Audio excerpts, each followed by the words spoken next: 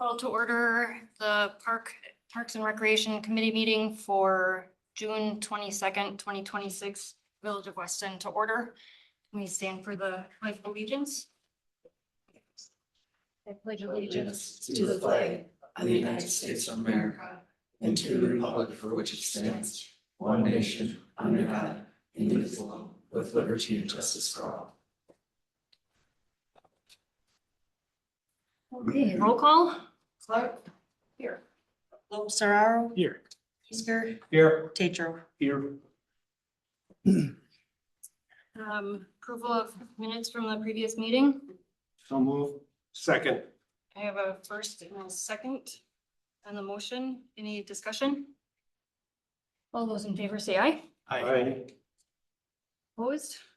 Motion carries. Number 5, public comment. And I do have one for sure.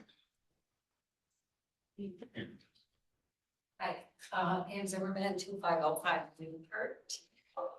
Some of you already heard me speak last week at the executive board meeting about concerns of parking in the area of Kennedy Park.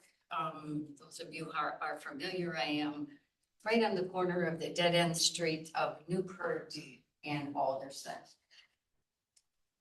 I came last week to just say I'm concerned. I'm concerned about parking in the right of way, in where my utilities run, my TDS. I'm concerned about parking up to the corners, people unable to see. At that time, there was parking on both sides of the street, Alderson, parking on the corners of Newport, so cars were having to creep out into the intersection to see where they're going. I had a lot more to say than that. And in the meantime, I did a little research and just trying to understand what exactly was the plan to handle the capacity for the parking at the park with the diamonds. And it sounds to me that the plan was that the parking area by the skate park would be expanded. That would be the main artery for the 2 fields that are finished now, field 5 and 4. And there would be a walking path from the opposite side of the park in the parking area, which would also be expanded by the aquatic park. So now what I could not figure out, looking at online at the master plan, was when exactly those things were supposed to happen according to the phases. Actually, the way it looked, they were supposed to have happened already. Certainly those 2 diamonds are open. Added to that, we have the farmer's market that was moved to that location. Added to that, we have the intersection that's under construction. So people can't possibly come from 2 directions on Alderson because one is blocked. It's a parking issue. It's a safety issue. There's a lot of kids in that area riding electric scooters, electric bikes. The 2 streets on the east side of the park, my side, Alderson, Joseph, and Newport, they do not have a sidewalk on that side. So any traffic coming from that direction, which is a lot now that the intersection is closed, they're coming out from wherever they might happen to come out. I'm concerned. I'm concerned as a property owner about my property. I've had issues with parking there since I've been there. The turnarounds since the farmer's market has moved are enormous in my driveway and the driveway across the street. And that's only my own personal issue, and I really have just begun to talk to them about what they can see. I will throw it out there just because it was a comment I heard today that people were concerned about the homeless are unhomed, whichever you prefer, who are hanging out in the park now that the porta potties are there. I will say that's been a problem in the past. I've made contacts to the police. I did have someone who decided to bed down in my garage. So, it's just one of the other issues. But I probably used up my 3 minutes almost. So real quick, what I'm looking for is I was trying to find on the sheet, the big diagram of the plan, there's key points down at the bottom, numbered items on the chart, key points. But when you go look at the phases, the only thing you really see is what diamond is going to be constructed. Anything else about infrastructure, parking, sidewalks, anything else, I can't find it. So I'm wondering if someone could point me to the plan that includes the details of the infrastructure or the keys and when those things are supposed to be happening. Yeah. Okay. One other thing. Mhm. I also looked a little bit about, how is this actually being funded? In listening in the past, I understand First Approach, there was a grant that didn't happen, that fell apart. There was going to be funding from the Friends of Kennedy Park, that fell apart. So 75% of that ended up getting picked up by the village, as I understand it, in a number of different ways. ARPA, corporate funds, parking fees. So, but somewhere in there should be, and I understand was recently signed, an agreement, baseball, softball, field maintenance, and user agreement between the Village of Weston, DC Everest Little League, Incorporated, and Everest Fast Pitch. Is that available for view? Can I find that online, or could someone point me to that? One or the other. Yeah, yes, we can. Okay. And that's all I have. I'm sure I have my time out. Thank you. Thank you. Any other comments? Dan? Dan Higginbotham, 2625 Northwestern Avenue. I'll be very short and brief because I know you're in a busy schedule tonight. I would like to possibly just be on the agenda for next month, just to talk about the river and potential small funding source for some cleanup along the river, some stuff that we can't do as a friends group. So we could do that next month. I would appreciate it. Sure. Sent the proofs are more or less finished today. I sent them to Sean, Jamie, and Katrina if anyone's interested in what the signs are going to look like along the various landings. So I'll stop. Okay, thank you. See you next month. Okay, There. Good afternoon, guys. Is your guys' community concerns like 3 minutes, I think I heard? yeah, 3 minutes. And I see. if you could state your name and address for the For record. sure. My name is Caitlin Bilo. I live over at 6106 Dusk Street, over by the middle school and elementary school. I'm here today with my grandma, actually, who I share a name, like my name after her, so it's very exciting. But I wanted to talk about the minutes from last time. I noticed agenda item 10 pertaining to graffiti cleanup on the Eau Claire River Trail. I grew up using the Eau Claire River Trail, so it's a very near and dear space to my heart.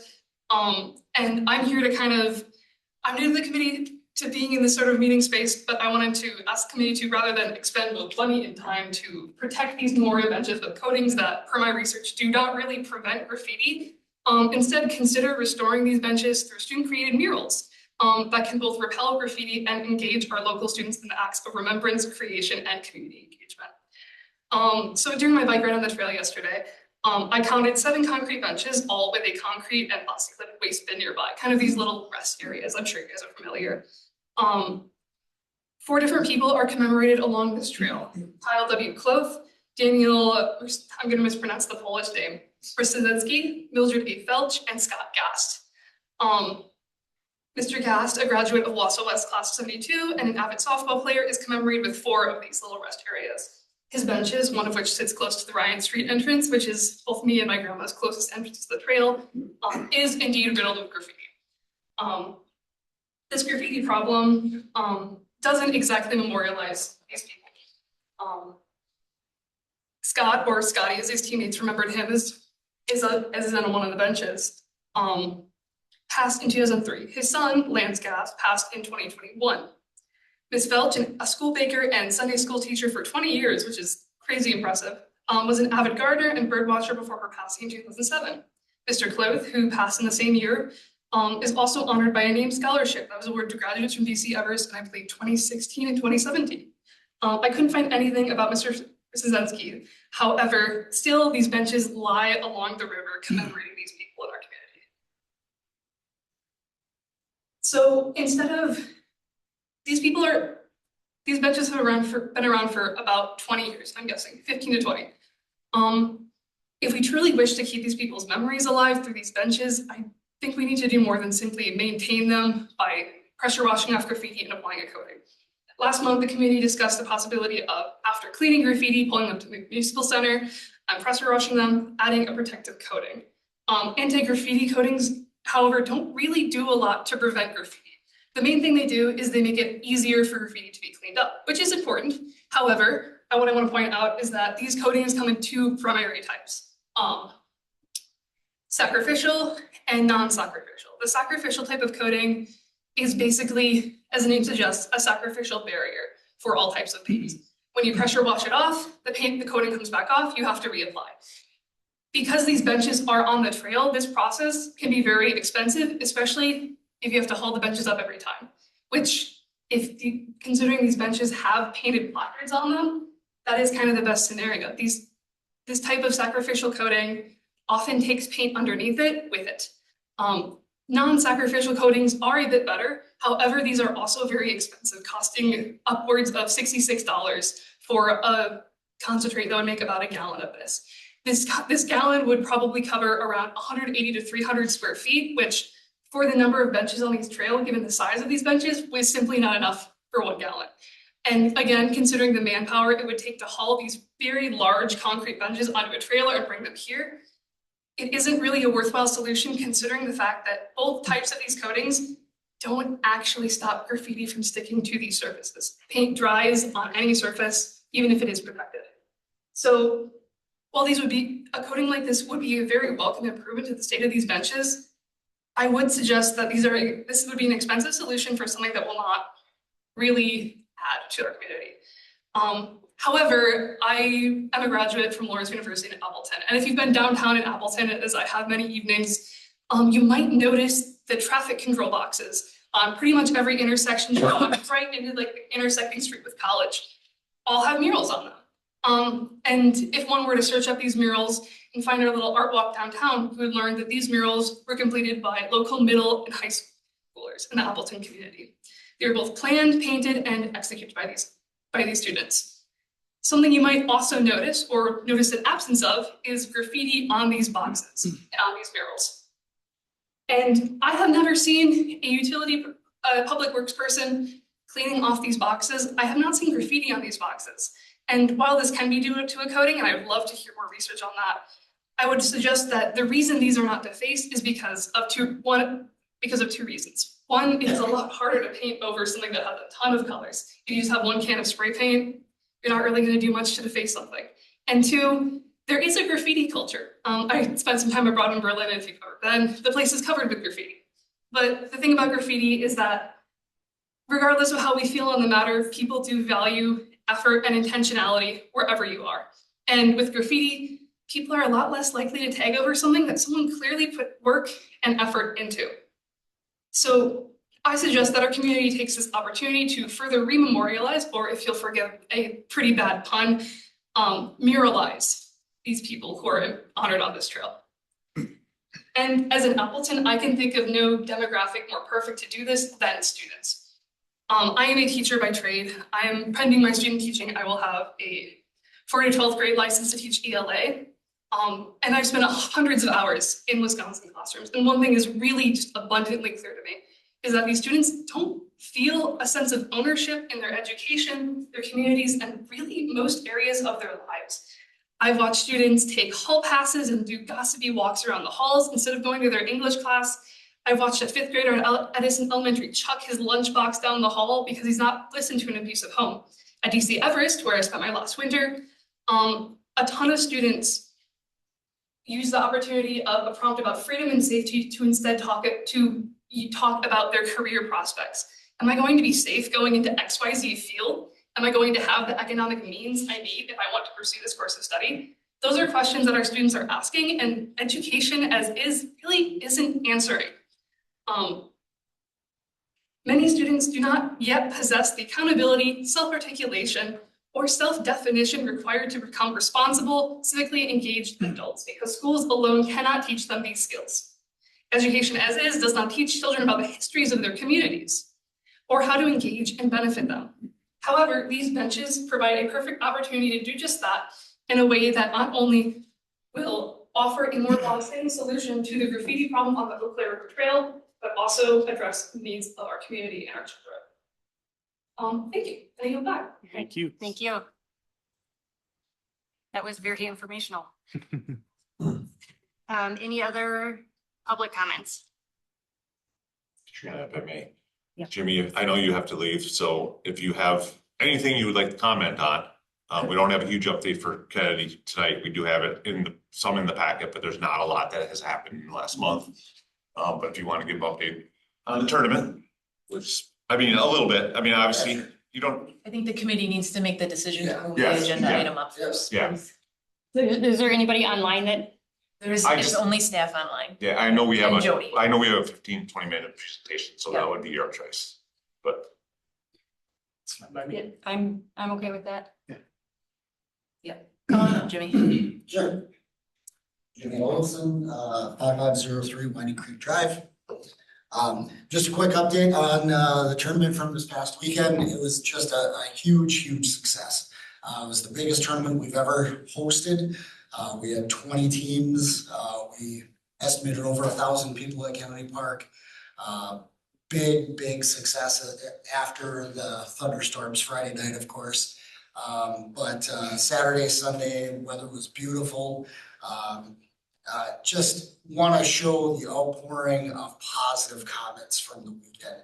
One, the fields look great. Thanks again to all the village workers putting in time into the parks, helping us get the fields ready, all that that goes into that. But huge positive comments from teams, coaches, families, talking about coming back. Make sure you let us know about next year.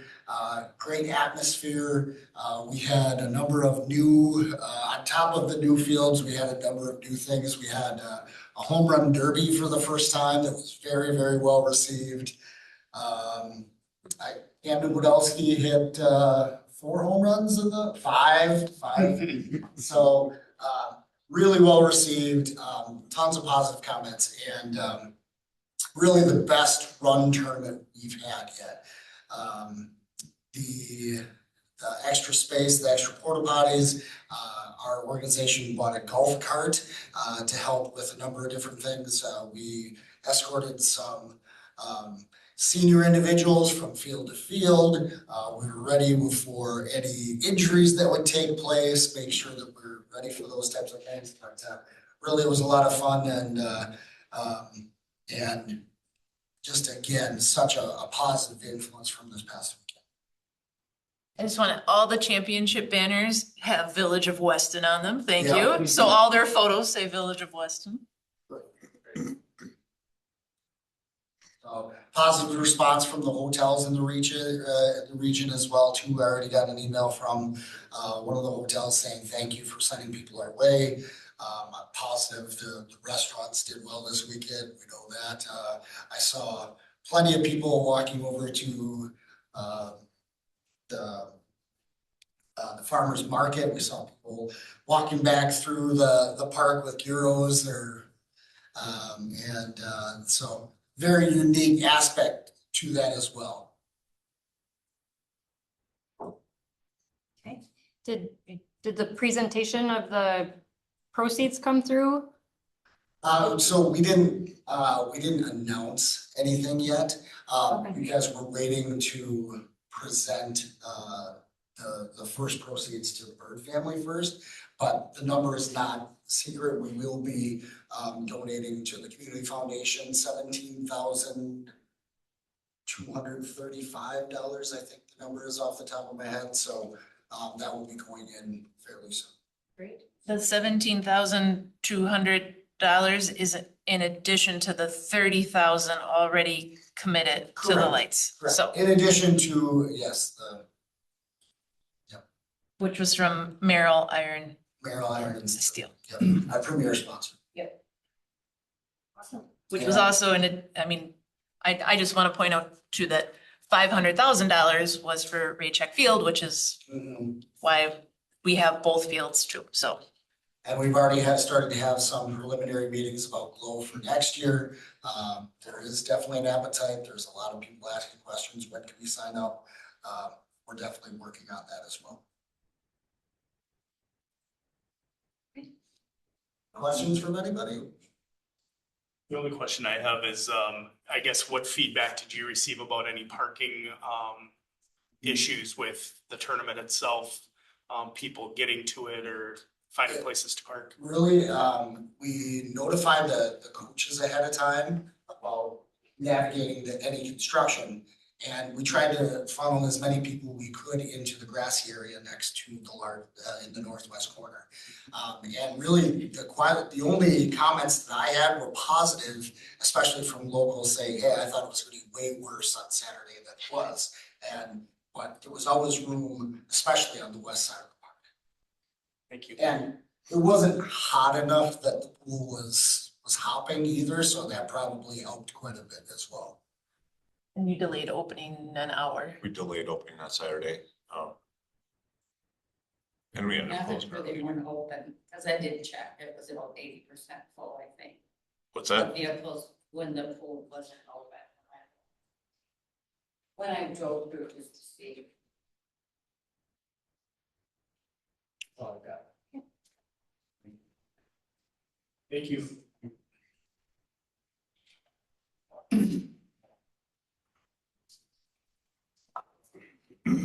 Okay, are we ready for item 7 then?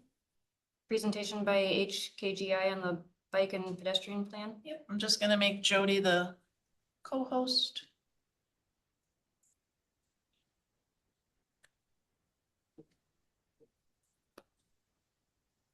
You should be good to share your screen now, Jody. All right, can you guys see You bet. the presentation? Awesome. I'm gonna try to make you guys a little bit bigger on my screen so I can have a chance of seeing you. But anyway, thank you so much for having me today. I'm Jody Rader with HKGI. We are the planning and landscape architecture firm that the village hired about 10 months ago to assist with a bicycle and pedestrian plan for the village.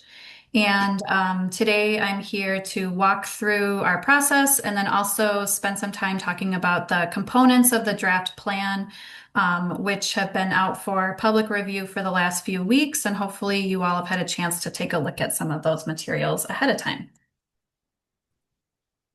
So, we'll go through project purpose, approach and schedule. We'll talk about the draft plan. Introduction a little bit, existing conditions, community input, goals and objectives, the network plan and implementation. Those last two items are what we'll spend most of the time reviewing today. I'll try to go through this pretty quickly. I know I've got limited time. So the purpose of the bicycle and pedestrian plan, just to refresh, is to create a framework for a future network of connected bicycle and pedestrian paths.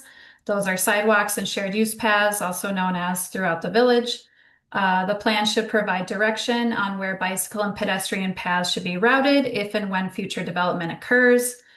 The plan will improve connections for biking and walking to schools, parks, businesses, basically the places where people want to go. Also, the plan will address safety, identifying specific intersections throughout the village where improvements can happen, especially for trail crossings and places where sidewalks cross roadways.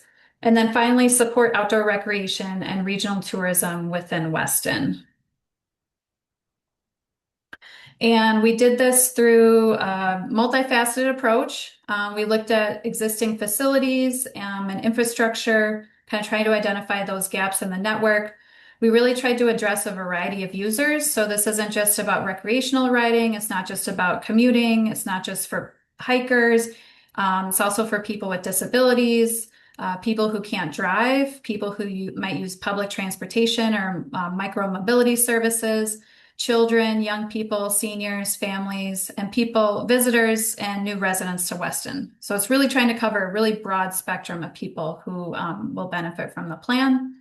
We really looked at making connections, so identifying those specific places in the village where people want or need to go. Also looked at encouragement and education programs, ways that, programs that can support a biking and walking culture. And then we also spent a good amount of time on identifying priorities and looking at how implementation can happen. So if we look at our project schedule, like I said, we started last August. We spent the first few months looking at data collection, analysis mapping, reviewing your existing plans. We started community engagement from the beginning, and that's kind of been a thread throughout the entire project. We've had a few different phases of engagement. I'll talk about those in a little bit. Today, we're presenting to the Parks Commission, and then later in July, we'll be presenting to the Board of Trustees. We've had a couple open houses. And then basically from the beginning of the year to now, we've been working mostly on preparing the master plan. Some of this is a little bit of review from our presentation back in December, but just want to reiterate that we started the project by diving into a lot of the plans that you've already done.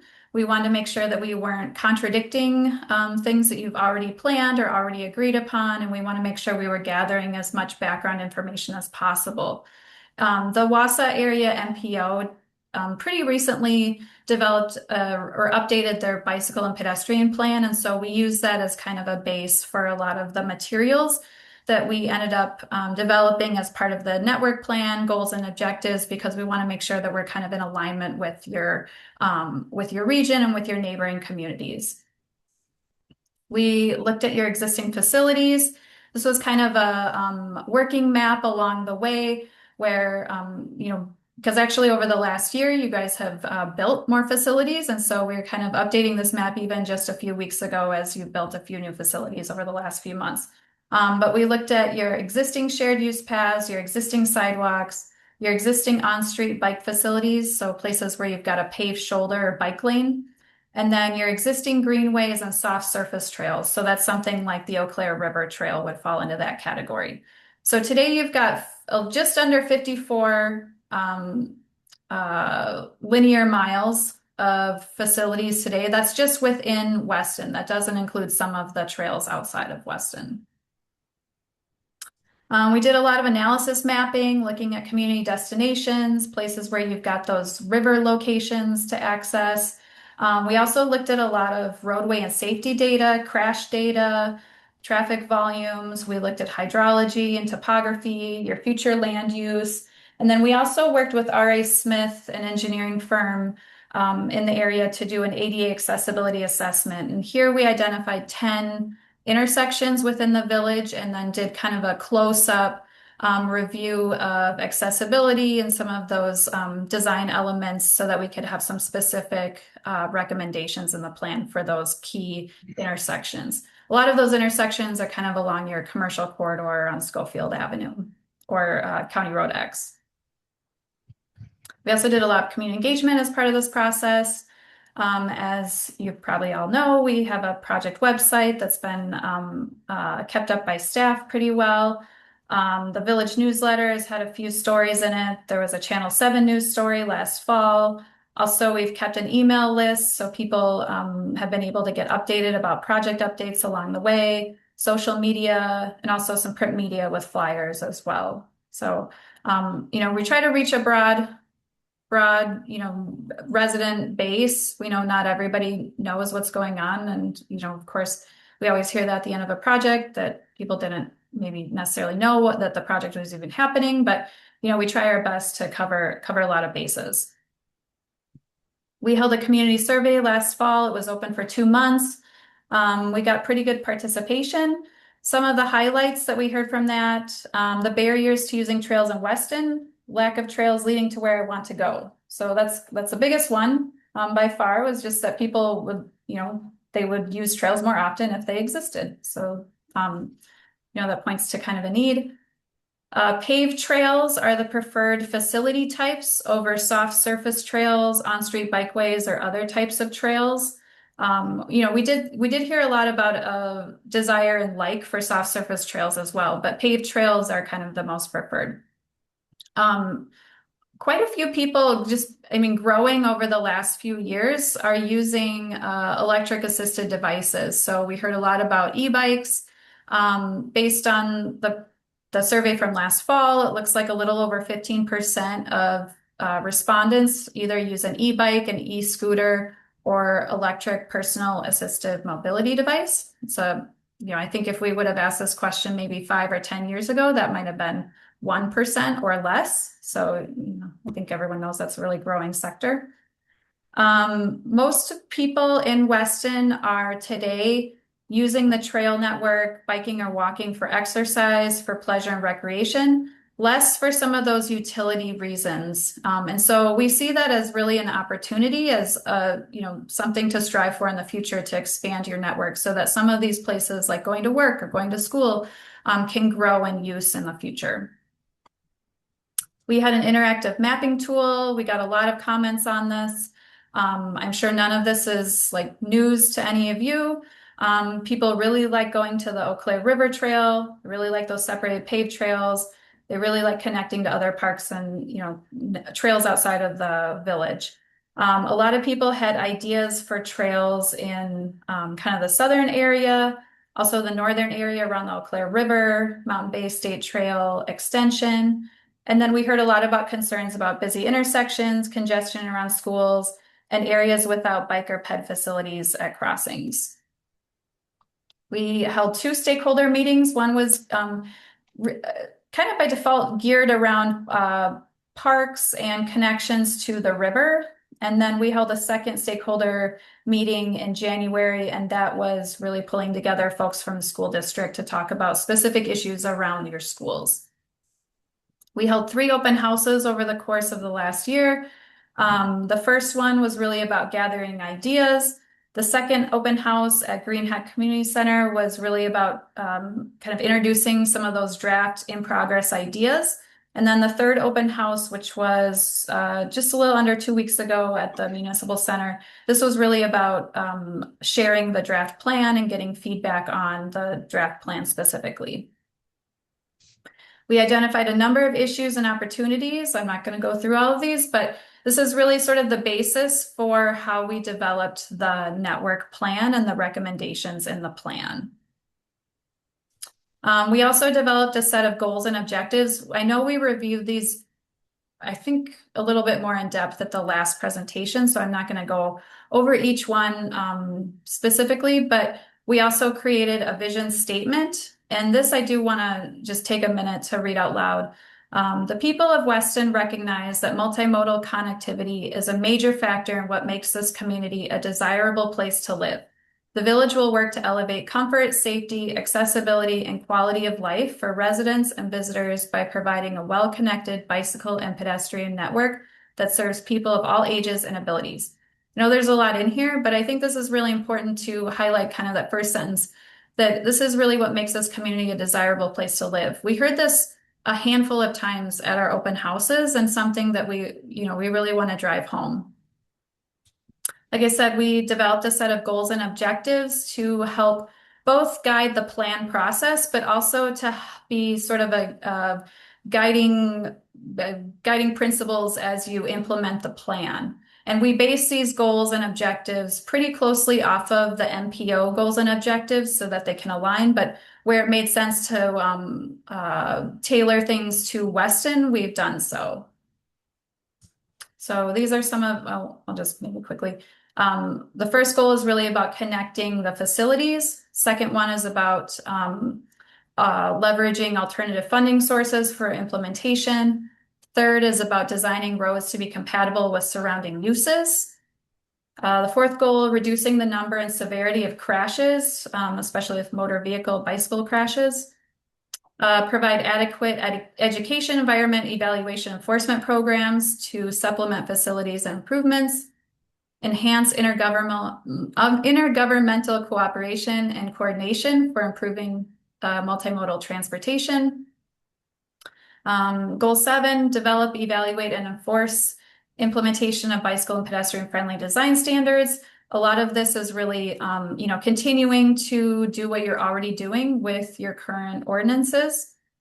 Goal 8, enhance the livability of Weston by improving the quality of life as it relates to multimodal transportation. And goal 9, increase the number of people who walk or ride a bicycle to school, work, for shopping, utilitarian trips, and for recreation purposes.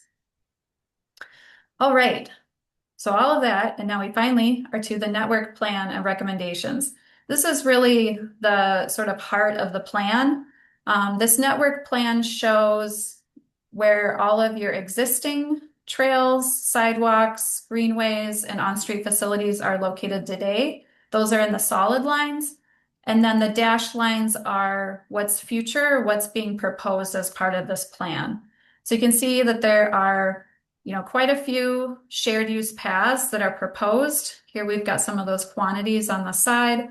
And this is really looking out 10, 20 years. This all won't happen overnight by any means, but it's really a tool to help village staff, to help you as you allocate funding, as you go after funding, to understand the larger picture of where those connections might make sense. This is also meant to be used as a tool as development happens or redevelopment happens in the village. So places like this area where you can see these lighter blue lines, these aren't necessarily, the exact alignment that a path might take in the future. But if this area were to be redeveloped, this would be something that the village could use as leverage for that developer to make sure that a connection across the entire development or a connection across 29 happens. And so really it's about looking at that bigger intent of connecting the network, making sure that there's no dead end paths or trails throughout the village, and trying to really close the loops so that people can also use your network for recreation and exercise. We've got a lot of design guidance also in the plan. Some specific, design criteria or elements for shared use paths, also as shared use paths that are part of future development. Today, most of this is also written within your existing village code, so it's just kind of exemplifying that through images.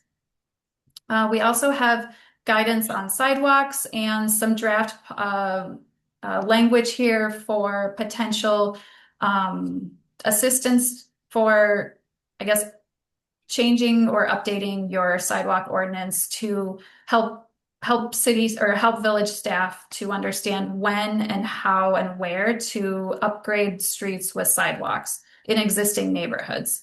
So that's something that we heard a lot about from staff. There was a need, a little bit more guidance on that, because there are a number of established neighborhoods within the village today that don't have sidewalks. As new neighborhoods are developed, sidewalks are required to be part of those new developments, but we also want to make sure that the older neighborhoods don't get left behind, because that's something that people still need.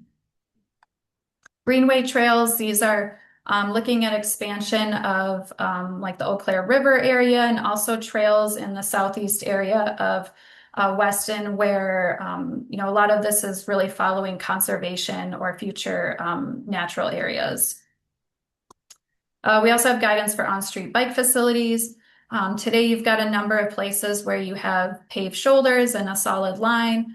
We are recommending that as you develop on-street facilities in the future, that you upgrade those with some signage, some markings with the bike markings, and make sure that people understand that this is a place for bicyclists.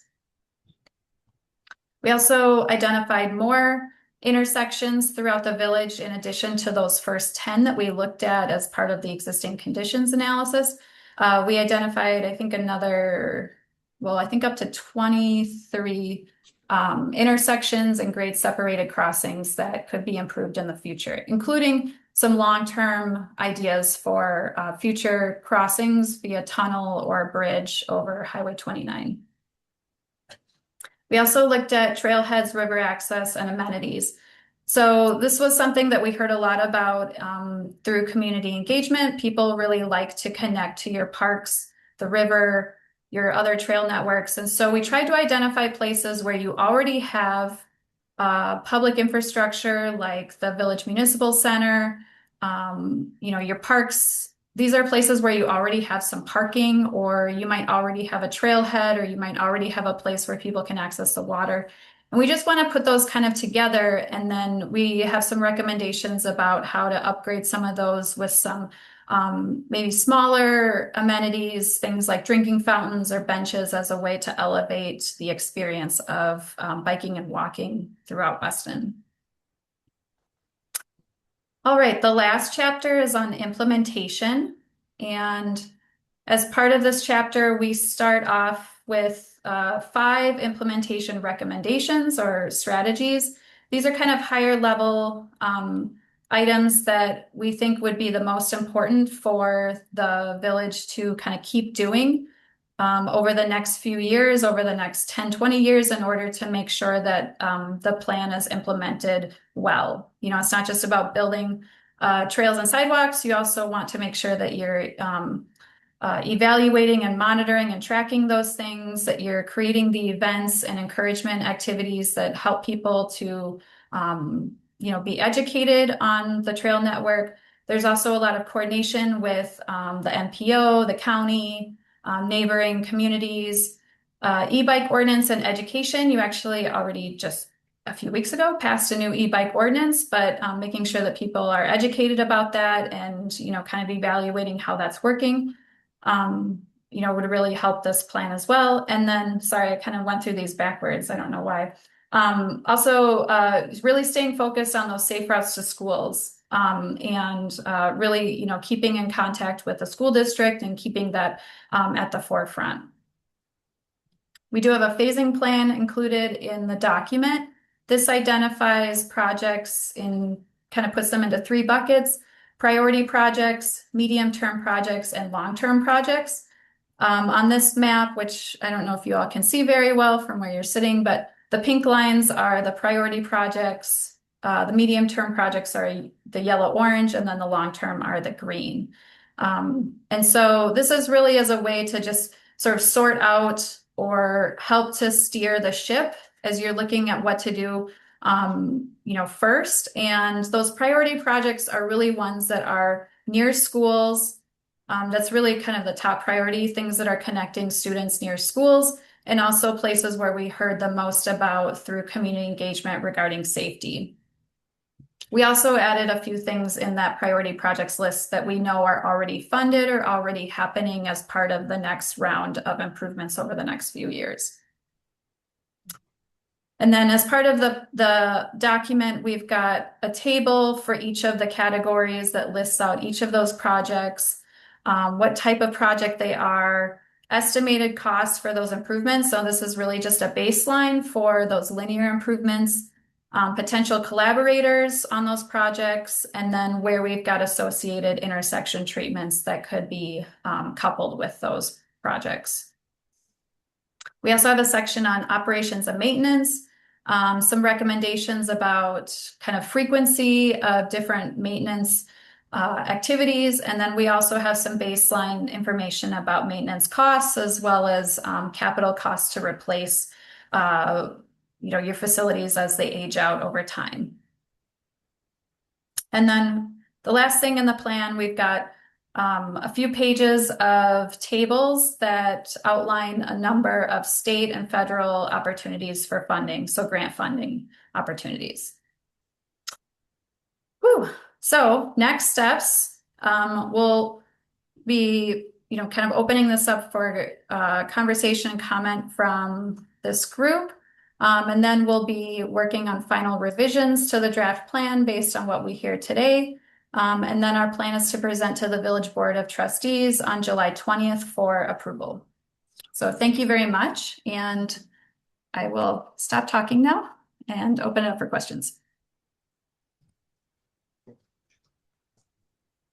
Go back to this slide.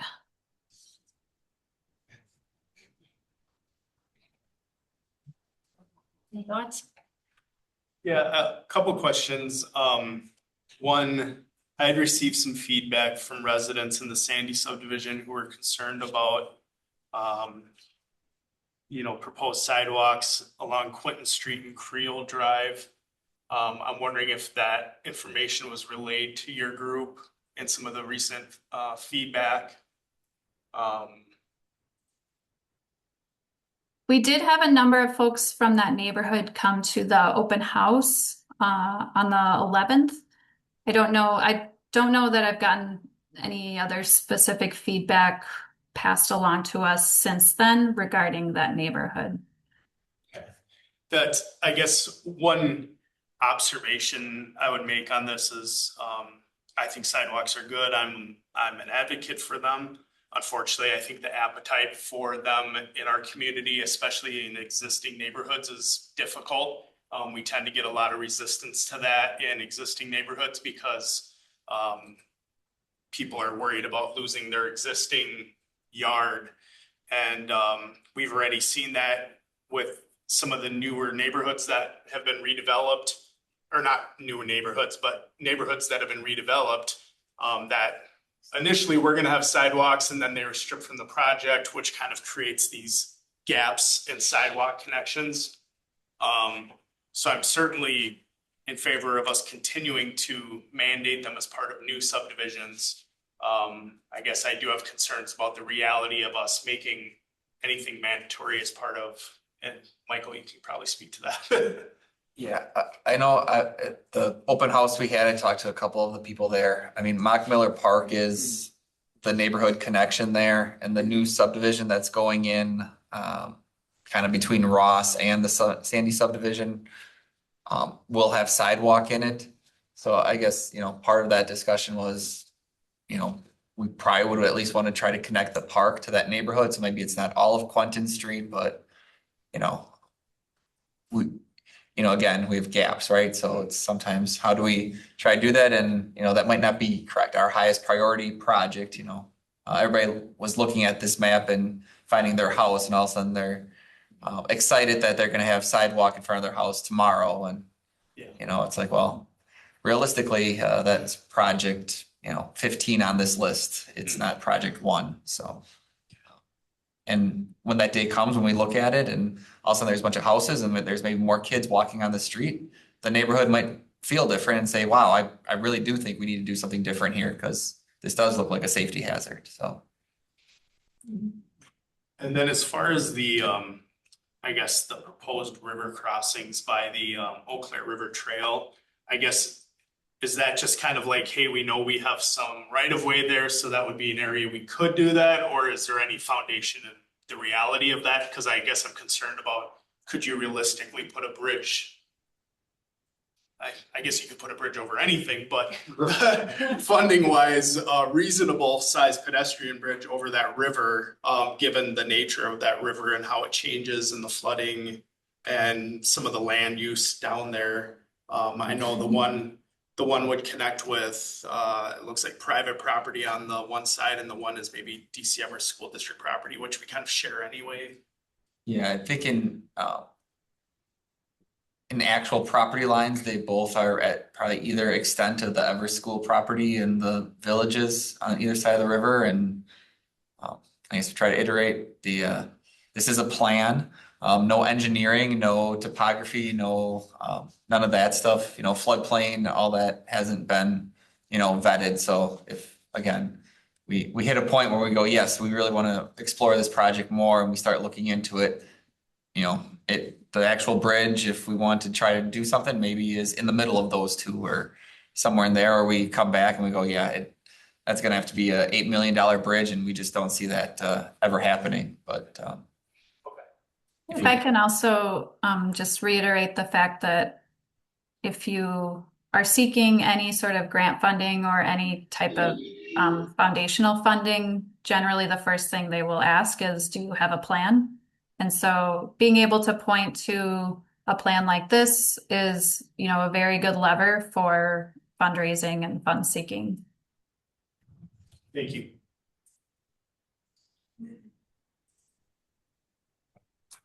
Roger, Scott, do you have? Okay. Jody, I just want to say thank you. I think it was an excellent plan. I think a lot of thought went into creating it, and it was super thorough.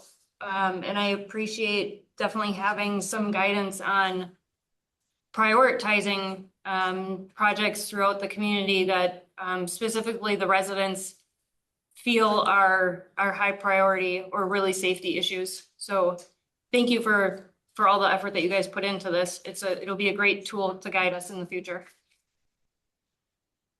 Thanks. It's been really fun to work on as well. Great. Anything else? I was just gonna touch base on that, the river crossing, really, it was an idea of, we have two schools and we have subdivisions up there that they don't have a real good connection. Ross Avenue or J, but there's a lot of kids up in those areas. Sandy, New Green Tree, so it was put out there. We've talked about it for years, like another connection to get kids to those schools, because if you've had your kids at those schools, you know exactly the traffic and stuff that takes place every day. Definitely. Okay. If we're ready to move on. Thank you, Jody. Yeah, thank you. Okay, that was 7. Item 8. Son, is there anything else you want to touch on with the update for Kennedy Park? No, it was pretty much it. With Jimmy being here, I figured he'd give you an update on how the tournament went over the weekend, and the turnout, was tremendous. I mean, Michael and Jimmy had a tough Friday night after the rain came through. And a lot of volunteers Saturday morning, but literally the worst thing that happened was pushing back the games on the big field by 2 hours, and Diamond 1 was tough shape for a portion of the day. Yeah, but I guess Jones 1 initially really didn't have, it had the home run derbies and some other ancillary events scheduled on it, so we did have one makeup game from Friday night that got pushed to Saturday, and Jones 1 was able then to be utilized for a game and really didn't cancel anything or shorten anything. You go to other tournaments and all of a sudden games get cut in half, or you're playing 4 innings instead of 6 and time limit. So that was one feedback I know I got too, was from the coaches saying they were appreciative of not having to go to a modified schedule or really change anything from what was originally planned, especially for those that had hotels or came from out of town. 5 home runs didn't win the Derby though? No, 8 did. Just like to take a moment to recognize all the amazing children. It's the pitcher. Did you throw for how many of them? All the Everest kids for 12s, I threw too. So your arm was getting better. Yeah. Okay, do you guys have anything? I don't. Okay. I do want to take just a minute to address the committee. Because some of this, I think it would have fit better maybe in last month's conversation, but I wasn't able to be here. And I don't want to, well, let me just start. When I'm the only person left on the committee, when we started the master plan for the Kennedy Park project. And in that, the months and months that we spent planning the project, we had the community come in. And I wish Jim was here because he spent a lot of time here with us discussing what the vision and the hope for the project or for the park could be. And I think we created a fantastic master plan.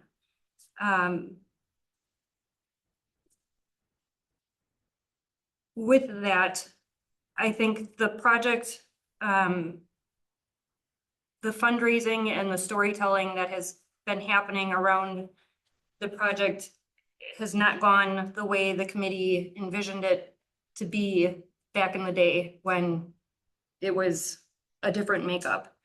A lot of fundraising has happened. I don't think anybody needs to put down Friends of Kennedy Park and their efforts and what they have done, because the reality is they have raised a lot of money. And the Rejects wouldn't be part of this project if it hadn't been for them. So I think they're getting a lot of discredit for various reasons in relation to this project. But also, we had committee members who wanted to be involved, actively involved in the fundraising. And for various reasons, those people are not here anymore. And what that's created is a committee that is not now supporting the fundraising effort in any meaningful manner. And I think that's really unfair to the project as a whole and to the Friends of Kennedy Park, because we really are not doing anything meaningful to support them.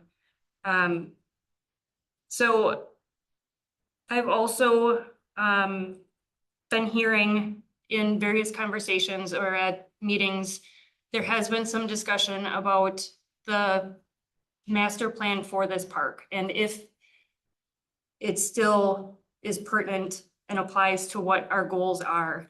And because of those questions and the difficulty that's been happening around this project, I am wondering if a better way to move forward is to actually put this project on pause and take a step back, create a subcommittee or whatever we need with the pertinent user groups to take a look at what has happened, what didn't go well, what has been going well, and formulating a new plan to move forward. Or maybe we decide we don't move forward. Maybe we decide that the 2 fields was enough and the appetite for the community has changed in some respects, or that we do still want to move forward with the whole project. Because I think when we initiated the project and had this idea of a sports complex with multiple sports being involved, it was good for the community in that it gave the kids a great place to be. It supports the work that's already been going on with the baseball and softball groups, the hockey groups, and also has the potential to bring in a ton of tourism dollars, which was really the big catalyst for us, because it would benefit the community overall as a whole by bringing in money that would be shared across restaurants, shopping, hotels, whatever.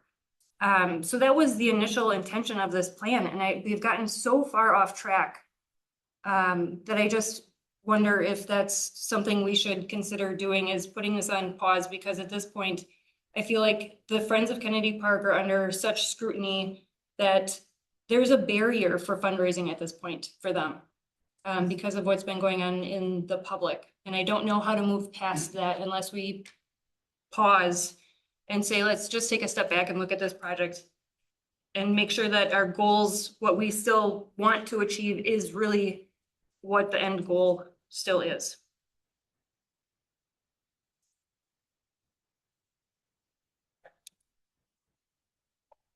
I wouldn't like to see a pause. I think we want to keep the momentum, even though there's not much momentum. There's some scrutiny out there, definitely. This wasn't, from my understanding, from listening to this, is it wasn't going to be something that was going to happen within 5 years, maybe 10, maybe 20 years. But if we pause, are we going to then lose people's interest in, oh, well, now they forgot about it. They aren't going to do it. Now it's put on pause. Let's just move on with something else. And I think that we've got to keep the fires going. You don't stop stoking the furnace because it's warm in the house. It's gonna cool off. You're gonna have to heat it back up again. So I think if we can kind of keep it going, that's my personal opinion. I appreciate that. Mike? I guess I was just gonna add, I think it's going through all this, from day one, the Friends of Kennedy Park, I think, always envisioned this as, the initial feedback was the asks were too big with a lot of the donors. So it was, we need to make smaller asks, the grants that were being applied for, they're like, hey, if you ask for 50 grand, we could probably find something here. But if you're asking for, $2 million, that's a hard one. So, as Jimmy mentioned earlier, with the 17,000 and change from the Glow Games and adding that to the 80+ thousand with the community foundation, that should be enough then to put lights on Rayjack Field. So now there's another $100,000 that the group is fundraising and putting into the project. And then it will be, hey, now we're looking at money for the concession stand, or it's money for this next part. So I think the group, the Friends of, is really looking at scaling that reach a little bit, just so it isn't that massive. I believe it was actually our state representative, Snyder, who said, hey, the state has this money, you guys should ask for some of it. So we put in a big ask for $7 million for Kennedy Park. And I know that got blown out of proportion as well. The village was banking on this state grant and we didn't get it, so now the project's dead. And I think a lot of that has been going on out there where that was never even, that was an opportunity of, hey, if we got it, great. But if we don't, we're going to keep going. We've talked about the bathrooms at Kennedy Park for a long time needing to be updated. The shelter need to be updated. And so those have always been elements of this too, is this is a park space that existed. The playground was going to be updated, which did get updated with all the playgrounds. So I think even just that concept, that messaging somehow kept getting lost as far as we're going to do these incremental changes. We're going to address existing infrastructure. And as the opportunities arise, yeah, maybe we'll add another field. If you look at the phasing, the initial field was going to be the lower field. Right as we were about to bid that lower field, the Rayjack family came in with a donation and was like, hey, if we donate this money, can we build another field? And the village board said, yes, let's build 2 fields. So, realistically, we're probably ahead of the game with what was even initially thought of as the plan, the timeline. So I think there's the 2 things. There's what the people from the beginning kind of thought, hey, we'll do this incrementally. We'll get a field, we'll work on a shelter, we'll work on the bathrooms, we'll get these things built. And then there was the message of, we're going to go raise $14 million and have this thing built in 2 years. And I guess that's maybe the disconnect there, is the people trying to raise the money kind of were like that. It's not realistic unless we get a big donor out there that wants to donate a lot of money, or we get a few more Rayjack families that want to put $1 million in. That's likely not going to happen. So it is going to be, let's try to raise $100,000 a year, $200,000 a year. And after 5 years, we got $1 million. Now we can do something. And then another 100,000. You get another $1 million in 5 years or whatever it may be. So I think pausing is realistically kind of what it is. It's a long game, right? We're working on it slowly until something happens. So I don't know. Maybe longer winded than I meant to be there. I appreciate the conversation.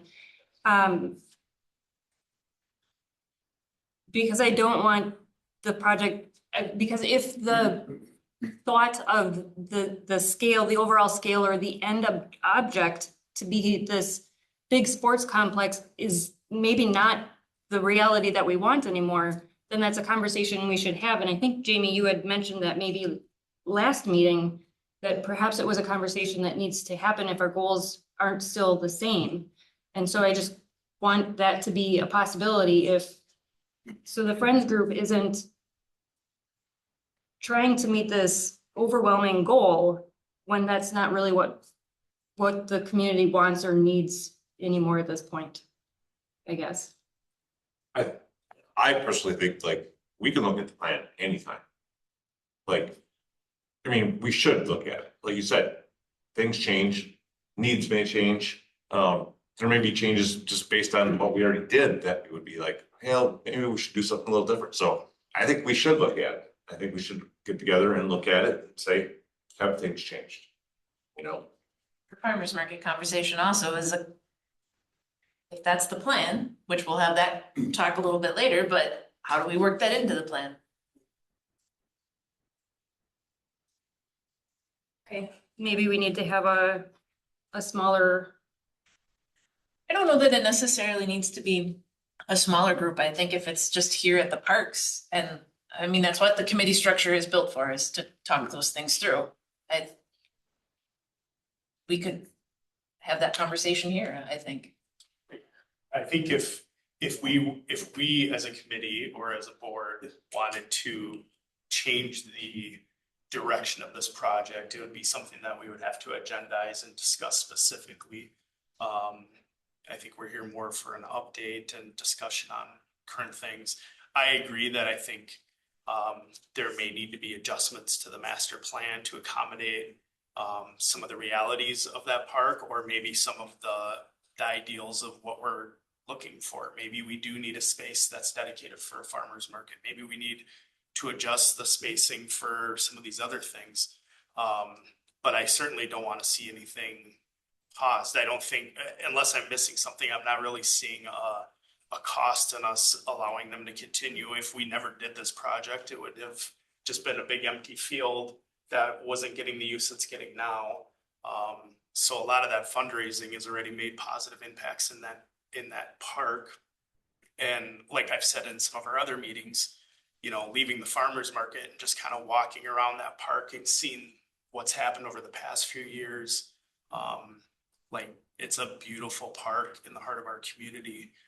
And certainly there are some negative opinions about it, but I would just say those individuals who sat in these chairs voluntarily left these chairs, and they could have been here right now making very important decisions on this park, and they chose not to be for whatever reason. So we're left with those decisions. I am 100% in favor of, like, hey, do we need to look at maybe this field could be used as this, maybe we could move this here. I'm always happy to talk about adjustments. But I think as long as there's actual work being done by the Friends Group or anybody else toward funding this project, we should keep chugging along. It's always been meant to be a long-term project, and it currently is a long-term project. Okay. All right.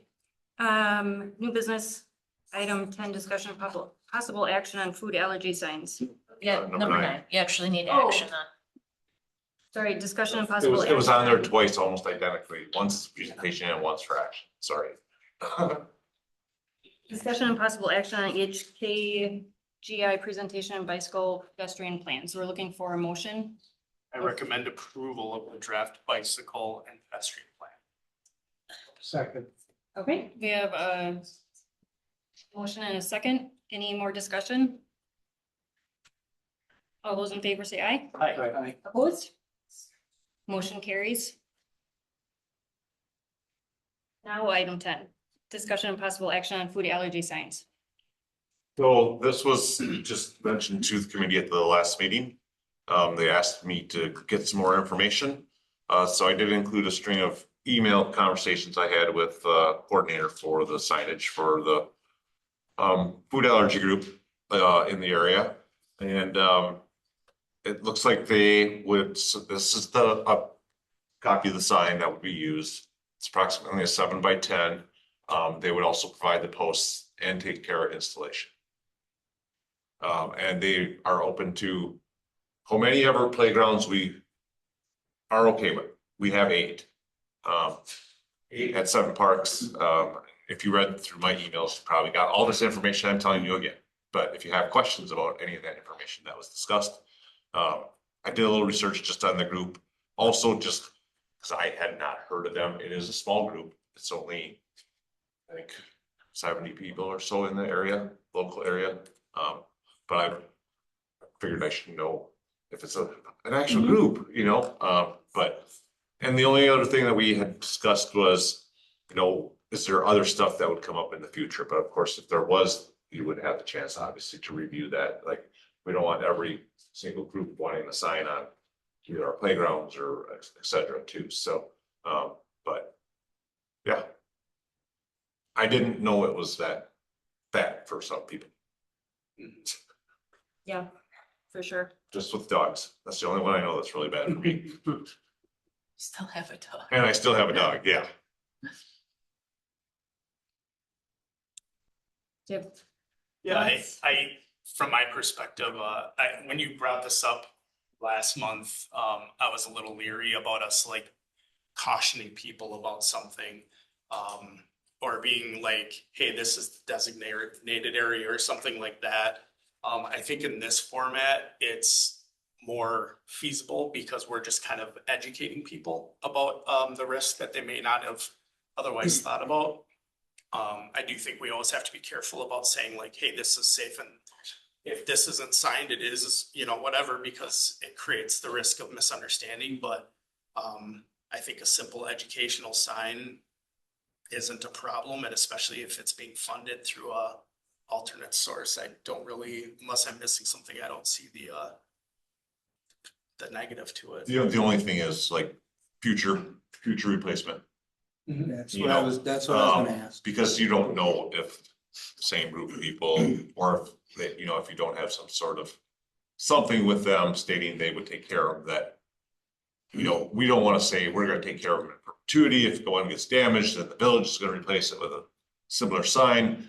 So, I mean, additional costs could come with it. So, I mean, if there was something else you wanted to look at, I mean, we're really early in discussions, but you know, a lot of people don't know how the process goes. So if you read through that stuff, like, she thought we were good after I proposed it, bring it to the committee basically. So, but that's one thing I could see. And I don't, based on the cost of a sign and a post, I wouldn't even put insurance on them because our deductible's so high. That's more cost than all the signs put together. So. Would they, you said they're gonna be responsible for the maintenance and upkeep on the signs? No, just installation and then Just the installation. installation and the sign initially. So when it gets vandalized, we gotta, the That's what I'm saying. village takes We care of would, it. if you wanted to state, we would not be responsible for future maintenance. If one gets destroyed, we have the ability to throw it out or whatever we want to do with it, something like that. You know, because like I said, if it was an established group that has been around a long time, you could do an agreement with them. I don't know if that's would be appropriate with a group like this size. Because it's gonna have constant keep changing membership and just maybe if there is a motion made for something like this, that you would state that we would not be responsible and we could relay that on to them and say, you know, if one gets destroyed, the village has the ability to dispose of properly and not necessarily replace it. So that's just my thoughts on it. I guess a couple questions. Where, I mean, the parks are huge. Are we It's putting by the this playgrounds, at by, the playgrounds? just right at the playground. So it's literally having food on your hand. So it's asking you to eat in the picnic areas, not on the playground, because anybody that touches those areas that has severe food allergy Yeah. can have a reaction to the food residue that's on the playground equipment. Yeah. Yeah, with my background, I am very aware of how bad food allergies can be. And if this group wants to do something to raise awareness, I guess I'm all for it. With the understanding that, would we install them? No, they're doing installation. They're gonna install it. Too, yeah. Are they gonna be supervised? Well, we're gonna pick out the location too. Okay. Like, we're not just gonna say, yeah, just pound them in anywhere. Don't even call diggers out. And in a safe location. so it's not like- Yeah, we don't want it to impede on the use of the playground or Right. on doing maintenance or anything like that. So we would definitely pick the locations. Okay. And as long as, I guess that if they're okay with, if they get vandalized or damaged, whatever, either them replacing them or being okay with us just removing them and not having them replaced. I think I would be okay with it. Me too. Vandalized, or if they move to a situation where they're in such disrepair, or not readable, we have the ability to take them down too. Yeah. Okay. Anybody want to make a motion? Wait a minute. You're making it? Yep. Okay, we have a motion by Roger. Do you have a second? I'll second that. Okay. Any more in discussion? All those in favor say aye. Aye. Aye. Opposed? Motion carries. Okay, discussion and possible action on a dog day at the aquatic center. So I did include information that, this item was deferred from the previous meeting. Yep. We did have one public comment that was included, at the last meeting regarding it. Yep. That was for during public comment. We did not discuss, it's been deferred, so since the committee member that wanted to discuss this wasn't here, it is appropriate that we discuss it tonight. Okay, so are these what you included here in the packet, is that the state law? That is our pool code, which is the ATCP 76. So that regulates basically our whole operation of the aquatic center. Okay. I just gave you I didn't give you the whole code because you wouldn't want the whole code. No, I gave you the section regarding dog swims. I appreciate And that. they just approved dog swims officially in 2023, right? Just was when they updated the code, 23 or 24. Otherwise, they were doing like special exception permits to allow them. They've been taking place longer. But it was basically regulated more by your local health department. Now, when they did the revisions to the code, they actually included revisions in the code to it. Okay. Do you, so my two questions really would be, do you know, there's always a cost to this, so pool chemicals and then staff time, like what is the reality of doing this? If I say don't include the registration, the setup, the whatever to make this happen, but just to do the event for the chemicals and. Well, right there. I mean, this is why we wanted the discussion. Yeah, right. Because we don't want to put that work into it. If the committee has no appetite to even do this. Right. There is a massive cost in cleaning the entire pool. You'd pick it probably at the end of the season. So you have to clean the entire pool Right. prior to the next season, yes. So, super chlorination has to be done in the following season of the entire pool. And is that's different than what we would normally do? Yes, we don't super chlorinate the Okay. pool, only in certain incidences, which we don't talk about. And it's super chlorination is basically bringing it up to 5 times the amount of chlorine of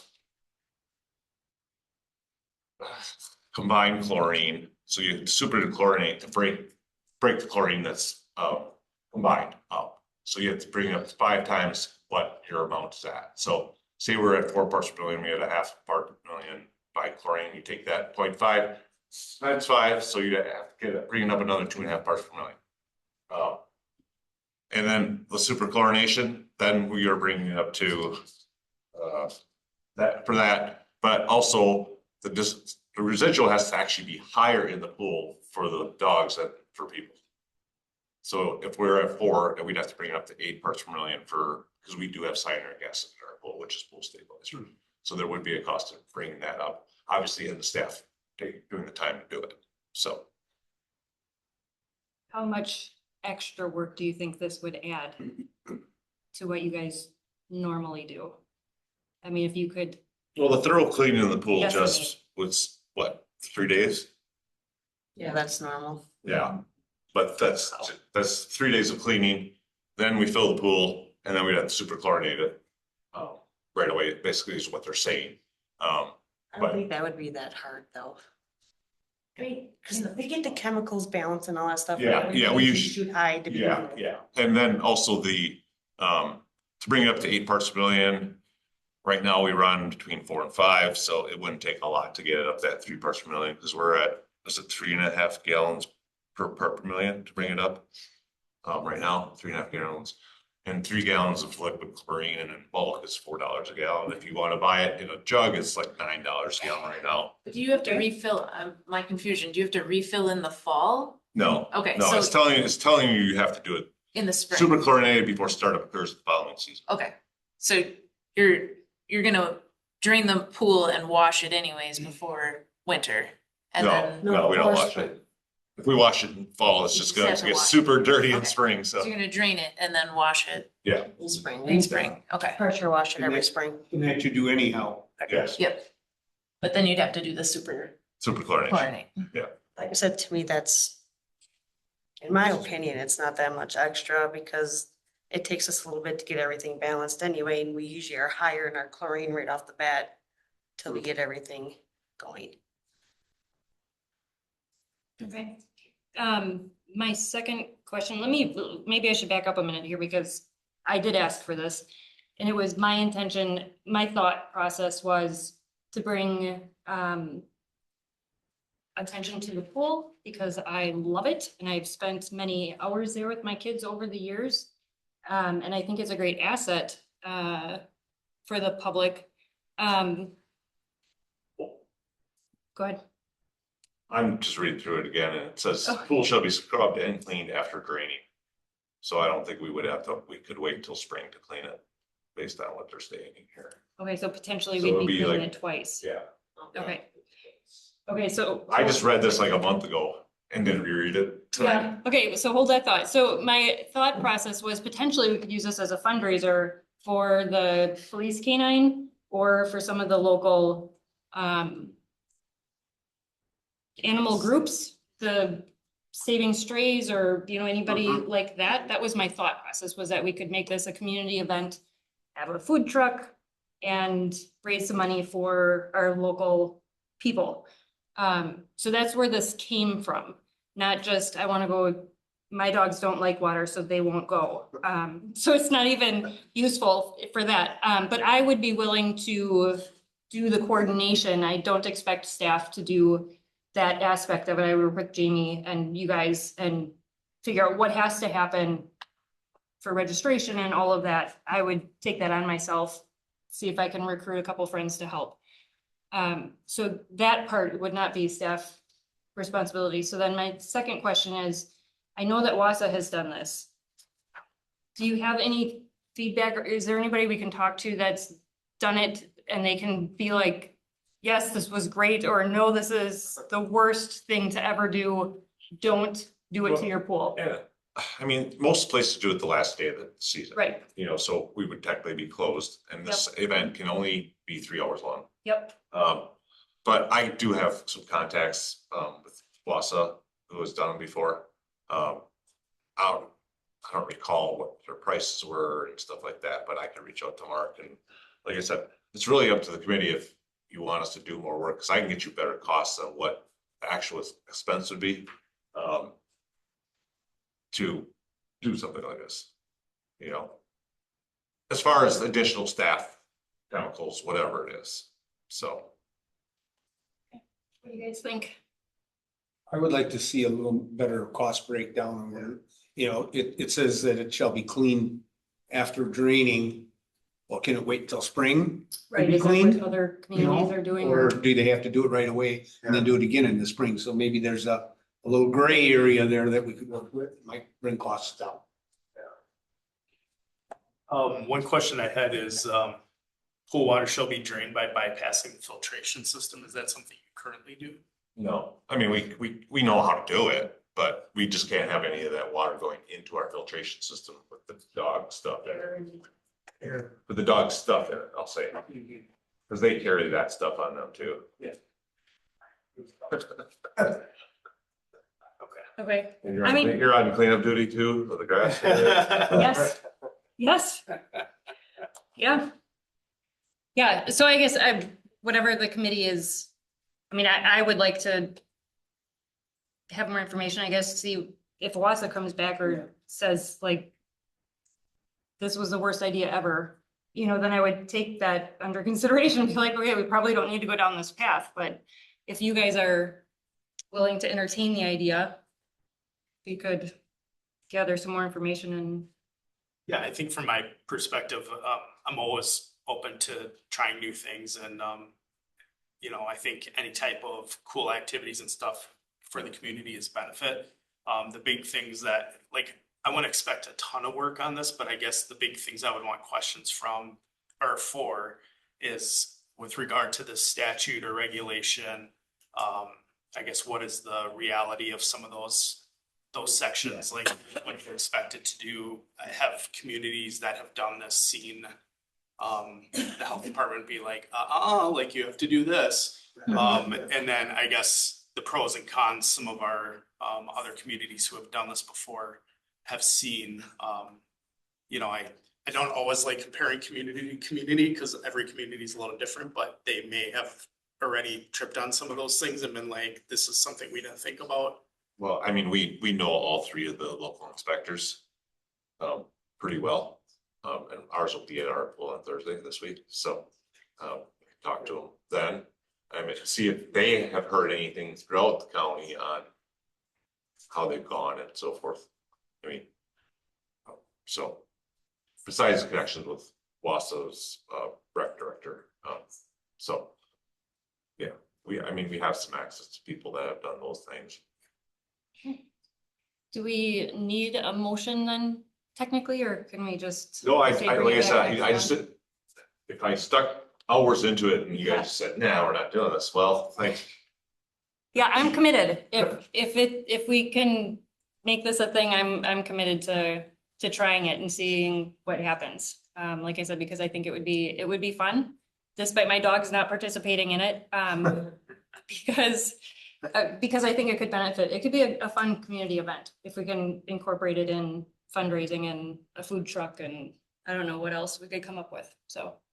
I mean, Okay. the last time we did any specific pet related items was back when we did the Halloween parties at the dog park and they were very popular. Yeah. Okay. Fortunately, that we didn't have to coordinate that. We had a contract with the Humane Society and they took care of all that. But people were disappointed when we stopped doing it. But it was a great event. I think we had it for about 3 years, Jess, probably. So. Okay. All right. Well, I'm game. Okay. My dog won't be there. We'll put that, will be or won't be. Won't. Okay. He don't play nice He with doesn't like other dogs. Gotta know your limits. Okay, item 12, discussion and possible action on mowing it and trimming.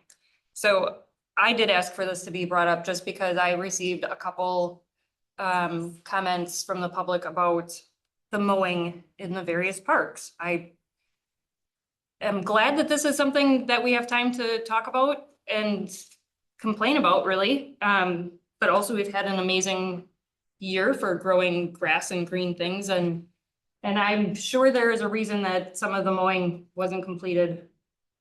That Yeah. Sean could. Yeah, sure. I mean, we received more complaints than the two you received. Yeah. I mean, that was like my life all last week, pretty much. Like I was checking out complaints the week before also. Not necessarily on our properties either. It's just we're responsible to, I don't know how we're responsible, but we're responsible for all these areas that we don't actually do. So, so there's a couple things that were going on. Obviously, we have a very huge asset that we have to push to try to get open by the end of May. And it takes a lot of time. And that's usually our worst month. We're not necessarily don't have seasonal staff yet.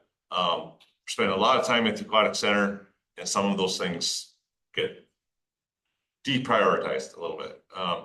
We kept up with mowing. We've had softball and baseball on our field since April 9th. Imagine that, April 9th. We don't have softball and baseball usually till May. Right.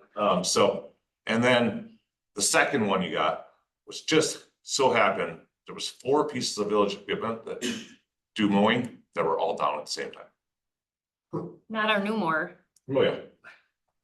There was Okay. 4 pieces of village equipment. There was 2 from Public Works streets and 2 from parks that were down. So the second one you got, I was literally on that mower when it broke down and couldn't finish around that restroom that was referenced. That day of, I was literally like, my goal was to do that area and I couldn't. And I'm like, okay, we'll see. I mean, I didn't know something would happen. It looked better than it was, but it was still, yeah, it was pretty bad. And I'm like, I don't have a piece of equipment to do it with right now. So yeah, I mean, within, what was it 4 days, 5 days, 4 days? I think all 4 pieces of equipment are back up and running. But still, a lot doesn't get done in those days and the grass grew a ton more. Like everything we mowed last week, we started mowing again this morning. Yeah, I believe it.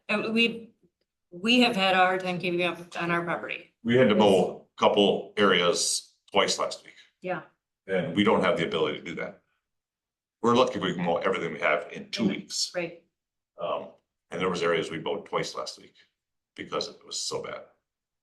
So, but yeah, it's great growing weather for grass, not for crops necessarily, because it's been so wet and cold, but the grass is definitely growing very well for us. Plus, you know, there are areas that most of the baseball fields get treated with herbicide. So we do selective herbicide, so we're spraying dandelions, clover and everything on those.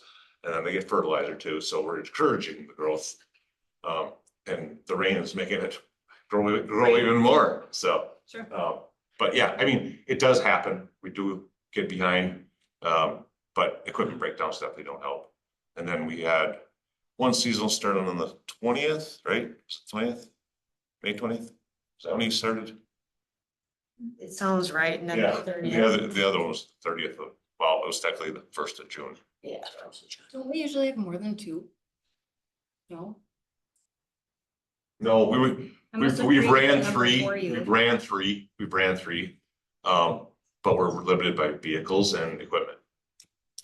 So you could have the people, but if you don't have the equipment or the vehicles to get them around, because literally we have 3 main vehicles we use and we're running 5 people right now. So. I had to borrow a street truck today because they were all out with our park trucks. Yeah, I still ran the truck. And most of these I drive around in my personal vehicle because I don't have access to anything. Fridays are good because there's no streets here. I can drive any truck then. I don't know about it. Maybe want to. I have a CDL. Okay, anything else on that? Okay, Did you have anything else on no, that? I just really, it was a topic of discussion that happened and I wanted to give you a chance to tell us what had happened and Just so That's happens it. that I know her son and her daughter-in-law. Just thought you were saving the pollinators and doing all that. yeah, well, I mean, equally true that we've had, We have people that are complain like, about that. don't mow that. yes, you know, right. So, So it goes both ways.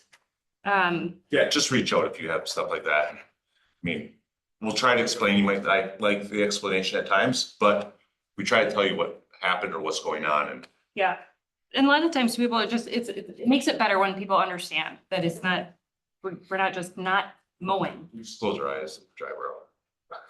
No. Use the force. Okay, item 13, discussion and possible action on farmers market feedback survey results to date and possible recommendation and recommended follow-up actions. So we know that this item there's multiple layers to this item. Yes, Location, parking, satisfaction with the facility. So Jamie has the most up-to-date survey results. We did have survey results last week's meeting.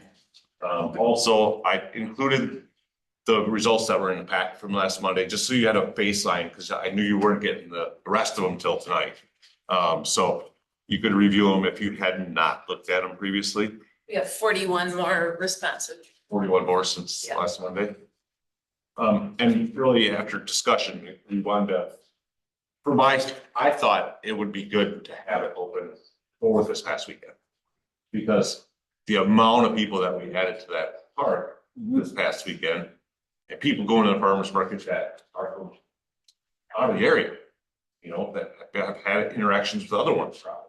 So I thought that would be, I think, a great thing to have some additional possibly come out of that, you know. Of course, the baseball people probably are like, oh, I'm not gonna stop and do that, but you never know. So, and also review of, besides the results, we also included some other items regarding Kennedy Park and some of the discussion that came up at the board meeting last Monday. It was from an old packet. It was when we reviewed the multiple sites and ultimately the Kennedy Park was chosen. The good, the bad. I gave you the minutes for the whole discussion, so you see what already took place with it, and what, you know, you think we should discuss as far as other items in it. So parking is a hot topic, right?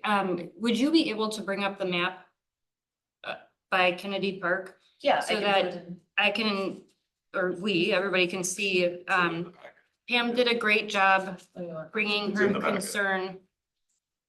You want the one that's in the packet or you want the, I want to be able to Or see you where want- Pam is located and the parking congestion that she's experiencing. so, okay, yeah, you can see that on this map. Well, you can, it's close. You can see it. Yep. Or else right Yep. there. Right, where? Where's your pointer? California. Oh, I see. Okay, So in that corner. East Newburgh, yeah, it's right here. Okay, So this is Joseph. East Newburgh, that's the dead end or the cul-de-sac. And I know, we're happy to mark that with cones. Renee's, or, I mean, we're happy to mark that with cones if that's a concern. Yeah, or we talked about doing no parking back to the corner signs possibly. John Younker's already marked where they're gonna be. Oh, maybe Just just waiting for local. I- I had other neighbors ask when I was talking. Yeah, I talked to Pam on Saturday and, yeah, they are, I thought it was gonna be up by then, but it wasn't. And it's gonna be no parking here to corner and there's gonna be parking on the west side or the east side of Alderson. And, so there's only parking on one side, which is right next to the market. But I did tell Pam if they did get the sign up, I would personally put cones in front of, I do a lot of cones. okay, so it sounds like we have, Yeah, I think it's a combined thing, they allowed some parking on all of them. I think, you know what, I like the farmer's market, I feel like it's unfortunate it became farmer's market problem. But I just think it has more to do with what you see right there in terms of parking availability. It's just not really there, especially if there's something else happening. Which was why I spoke to the bigger picture, which is, but wait, the phasing, which included parking improvements, that the only thing that happened was the fields. The parking didn't happen. So So the Right, the which I second, mean, the, had that happened, it may not have been a market problem. And combined with the blocking of the opposite direction, because people come the way from the north. They see the road close sign. the try harder They sign. turn around. They know they don't turn around. And so they say, this looks like a great place to turn around. There's no curb here. sure. So Sure. the parking that was, Go with- the parking that was proposed there as part of the phase plan, we were committed to that first field. The second field happened because of the $500,000 donation. After that whole conversation, the conversation with this committee and the board has been, the rest will happen as funds are available. If the committee felt strongly about that 180 stall parking lot, we can make that happen through borrowed funds. Right? We haven't borrowed this year, but that hasn't been the feeling from the committee and the board. That's been as funds have become available and they're prioritized. So the rest of the phasing isn't gonna go forward until funds become available or are prioritized, Right, unless they are totally fundraised from the Friends. right. So- Which is why, but the Friends funding Is with the Friends funding would never be the Would parking never lot. It would operate. never be the bathrooms. That was never our conversation with them. Right. It was, people, it's hard to raise funds for bathrooms and for parking lots. Right, Those are okay. our Yeah, assets. I agree. Yes. But I mean, I wonder, was it then the village responsibility to say, these structures are exceeding our infrastructure to support them? And I would say they are. The parking is not there to support what was happening with the farmer's market and the tournaments. It was fortunate that a part of the time, in fact, I can show you some pictures of that lot right there that we're looking at, that is well exceeded. We don't need to see Yeah, pictures. yeah. We've seen plenty of pictures. Okay, from Yeah. all And sorts of people. I know Delicia's been through there and I have also been actually sitting in the parking lot on a few Saturdays to see what is going on.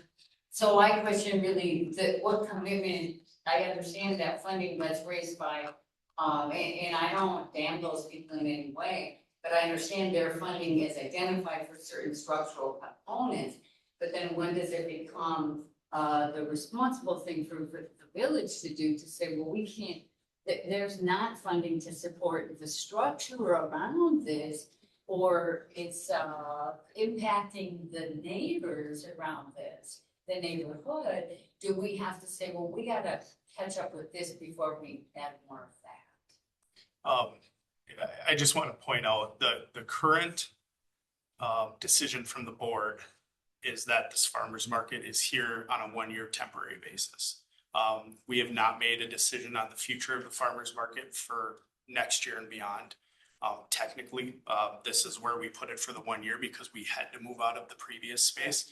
So I think it would be difficult for us to say like, hey, we need to improve this infrastructure when we don't know that that's going to be the permanent space for the farmer's market or for any type of events that would need that space. So I think that's part of a conversation that we need to have as a committee is, one, are we going to permanently change how Kennedy Park is laid out for the future? And then what commitments we need to make in the village to support that from village funding, separate from the park, you know, all of that. Because certainly anything with the farmer's market would be funded through the farmer's market. Anything for parking lots and stuff would likely be funded through us, through borrowing. But we need to make decisions about what's the permanent future of this farmer's market location before we do that. My personal perspective is I've been to the market 3 times now since it's been here. Somehow I've gotten lucky. All 3 times I pulled into that parking lot and had a parking stall. So I've gotten really lucky. I feel it's just me. I feel it's safer than trying to walk through the parking lot at the old Camp Phillips location. There were times where I was parked all the way up by the Family Dollar building and trying to walk through that parking lot. There's cars flying back and forth. Whereas I haven't had that experience here. Certainly I realize there's concerns about Alderson Street, and I think that's a valid concern that we need to address. But I don't know if we need to look at any other conflicts that the market may have with events there that we should be worried about. But yeah, I rambled. Well, I use it, and I'll add just one more thing, that when I looked at the parking situation on that parking lot from right there, it was actually Friday evening, and there was no farmer's market, and the aquatic center wasn't open. And that was when I observed it, the way the parking was there, which was vehicles parked far beyond what's marked in terms of vehicle spots. So. And we're well aware that's a situation that occurs because of the use of the fields, because of the value of the park in the community. We understand that's a concern, not just for this, but long-term, which I think is also why it was identified as part of the master plan. Mm-hmm. Yeah. So I super appreciate the pictures in the packet that show the different spaces that you guys have identified and the amount of space that's available at each location. And I mean, maybe some of the conversation needs to be, we need to scale it down to fit a different location, you know, and limit the number. I mean, I love that it's so successful. But maybe that's part of the problem right now. And to be honest, I mean, that is a good point. So some of the numbers, so at the Camp Phillips location, there's a total of 201 parking spots. Okay. 50 of those 201 spots were taken up by vendors. Okay. And at any given time, 50 to 70 were taken up by either employees or customers of all the other businesses. So for a whole month, every single day, I would go between, you know, 9 and noon to see how many people were parked over there, you know, and like I would always get the farmer's market between 5:30, 5:45, because I would always help the vendors.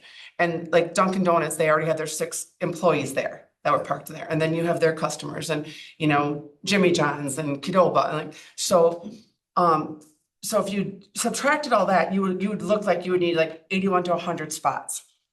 Okay, so where Kennedy Park is now, just the immediate, the 55 and the 19, okay, that's 74 spots. So that'd be maybe a couple short of what we would accommodate at the market at the old location. Okay, then you add, you know, the Alderson or the Newport, you know, parking, you would add that. So what is happening, it is more popular this year. There are more people attending, okay? I know that was one of the things that like, okay, well, that was at such a prime location and we're gonna move it, no one's gonna see it. Well, they're finding us, okay? It wasn't something that, I mean, we found out later that they were gonna be officially building and stuff, so we didn't have much time to figure out where we were gonna go. And that was owned by us, because I know a lot of people said, well, we can go to the old municipal center, but we didn't own that, and I know that, you know, they said we could use it, but then we would be spending our time fixing up a property that we don't own, that at any given time, they could say, okay, they wanna build this, you're done. So that is one of the reasons why, you know, like, we couldn't go over there, and then the area too was a lot smaller. And the same thing here, you know, we did look at this here. I know Michael said last meeting, when they put the roundabout in, they're gonna cut back almost to the sidewalk. And so the current like space in the grass is 20,000 square feet. But that's if you had vendors on both sides, but like these vendors who have big box trucks that have to come and unload and stuff, so then, you know, I don't know where the vendors would park, so even if every single vendor parked behind the building here, that would still only leave you 77 spots. And that's the same as what it would be, you know, at We have now. Kennedy. You know, but then all the vendors would have to go behind there. So then, you know, they'd have to walk behind there, we'd have to keep the gates open, you know, and we have a lot of You got stuff. all the traffic coming in and out with all the dump trucks and. Well, on a Tuesday, yes. Yeah. So we have, you know, looked at some of that stuff. I was telling Pam, I'm there a lot, you I know. appreciate that. I wonder how much of it has to do with the lack of instruction or people understanding where to go. I mean, what I see is they come in that area, they see some parking here, they see signs and don't go and construction, and I'm not sure they really understand they should continue forward and would be able to park in the parking. And we tried on Saturday, actually, we had some signs that says, you know, go, you can park, you know, there's a parking lot. We had a couple signs there. Once you got in the park, if the parking lot was full, we had overflow parking, like within the park, because we are trying to keep them off, you know, what was that, Pam? Oh, I said I saw some overflow parking. Yeah, you know, to try to keep them off Alderson and stuff like that. We I can make guess- a video of that. I mean, like, if that would be helpful, we can make a video where to park if you're going to the farmer's market. A lot of them, when I've been there a couple of times, and there's spots in the parking lot, but people are parking on the street. Right. Because it's easier to get, Right. turn around on the street evidently, they don't wanna look for a spot. Right. You know, there were spots available, plenty of spots. Every time I've been there, The they're. yellow, I see them parked in that yellow stretch on Alderson just because, or they can't parallel park. Or no.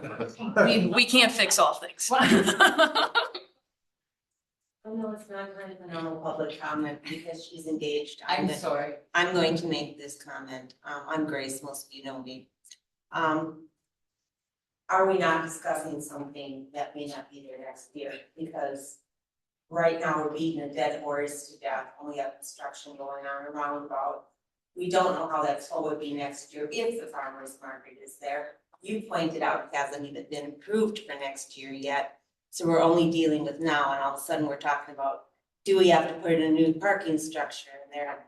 And so then we start talking about tax dollars, and haven't we kind of just blown some of this out of the water on something that's only gonna take 2 months to resolve itself or less, and doesn't present itself on a Tuesday, normally only presents itself on a Saturday. And I remember the discussions when they said, is the farmer's market gonna be a problem when they have ball games and tournaments. And at that time, that's when I became aware that even with all the funding going into Kennedy Park on those ball diamonds, that there were only gonna be 4 tournaments. And now we heard this weekend went really, really well, and there wasn't a lot of problem with parking and all of these different areas. So are we not just right at this point in time, beating the dead horse to death because we don't even know where we're going to be next year? And at that point, it may have resolved itself already because the roundabout will have been completed. Maybe the parking happens along Alderson Street and Jelinek Street and around as the intention was included. So does that then alleviate the problem? We're not talking about a parking lot and we're not talking about all the things that you are having a major discussion about right now. That's my opinion. Okay, thank you. I do think the fair points both from Luis and from Grace, though. I do think the board at this moment is looking back for a recommendation from the Parks Committee on where do we go in the future? Or do we stay? And if I think this goes back to the plan, we have a plan, that plan can change. It still could continue in Kennedy Park. Maybe it doesn't continue in that exact space. Maybe it looks slightly different, but. I mean, one of the things that I've really tried to do each year, and one of the reasons why we end up going to Camp Falls is because the vendors were backing out left and right because people couldn't find them at our old location. And so then we were just gonna cancel the farmer's market then, because vendors are like, we don't wanna go there, no one sees us. So then we had the opportunity to go there. You know, it worked out really well. And I try every year, especially when we move, like, you know, we're away from Dunkin', to get coffee vendors, you know, to get, you know, we have sourdough, we have different kinds of bakery, to get crafts, to get a whole bunch of different, you know, we have bison and all that stuff. Like when you were there, we had egg, to try to make it an experience, you know, and I've really tried. So yes, we have grown with the vendors and stuff. I think it'd be really hard to cut back. I mean, I get that, you know, if we found a spot, but I think if we don't have it there, I don't know where we could have it that we own, that they could still be visible and successful and have their vehicles and stuff like that. Because I know, like, in the spring, it gets really cold. In the fall, the last couple Octobers have been great, but I've been there when it's been 20 degrees in October. Yes. And these poor vendors are out there for 8 hours standing there. Yeah. Okay, so do we want to, I think there are also some other concerns that we should, for the future foreverness of the market, also look into, because we have some great information coming off of the survey. You know, about accessibility for people with walkers or wheelchairs, whatever, you know, different surfaces, that I would like to incorporate in a long-term plan for the market. If we can find an area to keep it at, I mean, and maybe Kennedy Park is it, and maybe for the interest of time in this meeting, we talk about it again next meeting, because we don't have to have a decision tonight, I don't think. And identify some of those key, pull out some key things that we need to address in a long-term. And I don't, trust me, I'm not disagreeing with anybody. Right. You know, this is what we were given, and I'm really trying hard. You were doing a great job, to make Renee. the most of this, to be successful. I really, really am. And I know there's stuff I can't build a park, and I can't, so I'm gonna try really hard. Right, You and know, those are and all. if it doesn't work, it doesn't work. And if it's gonna cause a lot of havoc, you know, I get that. You know, I'm not trying to like ignore and say, you know, you guys are full of it. I mean, Right. I don't think anybody thinks that. But I do think it's a clearly an asset to the community that we need to take seriously. I mean, this isn't just a fly by the night or the seat of our pants situation anymore. I mean, you really have created something great for the community. And just give you an idea, I've had 74 people reach out to me to be a part of the market this year, besides who's all on the market. So maybe we need to take that kind of information and accessibility and things, kind of narrow down, what are we looking for in a spot? And maybe Kennedy Park is it. And this year is difficult because of the construction and whatever. And right, maybe next year it's not going to be so hard. A video on where to park might be helpful. We can do that. It might be. Yeah, I mean, just, I hate to say it this way, but we have to train some Yes, people because right. we've had to do that. I mean, I've been involved in DC Everest youth baseball. I'm not involved anymore, but I was involved. I have a 30-year-old, so I've been involved for 25, 24 years. And literally, we've been training new people every year on where to park. I mean, literally, they've been parking in the rink areas, but you know, people come from out of town, et cetera. They put together maps. DC Everest put together a great one this year that shows the parking areas. And even though everybody feels like we may have been at capacity, I was there Friday, Saturday, Sunday. And if you know where you're going to park, you just pull in. There's room. There was a room in the aquatic center parking lot. There's room in by the hockey area. Even last weekend, just Farmers Market going on Saturday. You know where I parked? In the hockey rink area with about another half a dozen vehicles. There was people parked in the pool parking lot. It was early in the morning. Nobody was open. There are people that know enough to just park over there, start walking across. And then when you see those vehicles there, you think, oh, I can walk that, you know, and then park there. So Do we maybe need to move that road construction sign farther down so that it's not right by that and they think you can't come down there to park in the parking lot? We can have that I'm just conversation noticing with your- Michael. You know what you said just about this weekend, but Friday night, the east parking lot, that was out of control. That was all the parking all over. Yeah, there well, I mean, there were. Following directions. The other part is, which I can explain to you, is that all the games that were scheduled on Friday night were all scheduled at the exact same time. And they don't do that ever on Saturday and Sunday. So all 5 games that were scheduled on all 5 fields were scheduled at 6 p.m. I would assume tickets hit it before the storm. Well, no, the 8 o'clock game did start too. They got an inning and a half in and then it was, but yeah, so we had a lot of games all at one time and that typically doesn't happen. They're usually staggered because you need to maintain them between games. You can't have all the fields ready to be maintained at one time.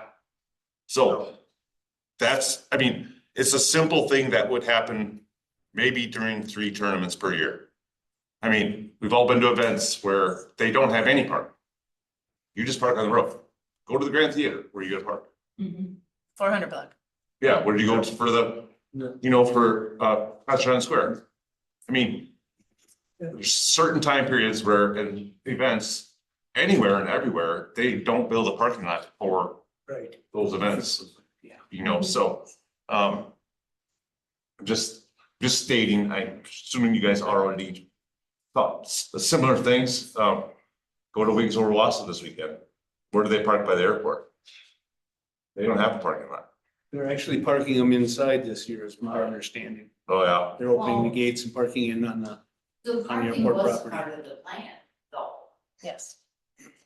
Both of those parking situations were part of the plan. As part of phase 1 and phase 2, so some might get. They weren't, there were, Need to do it I don't now. believe they were both part of phase 1 and phase 2. I think so. Well, the paths, the one parking lot was, and then the paths that were supposed to extend, I suppose, to direct people from the parking lot on the aquatic park to those other 2 diamonds.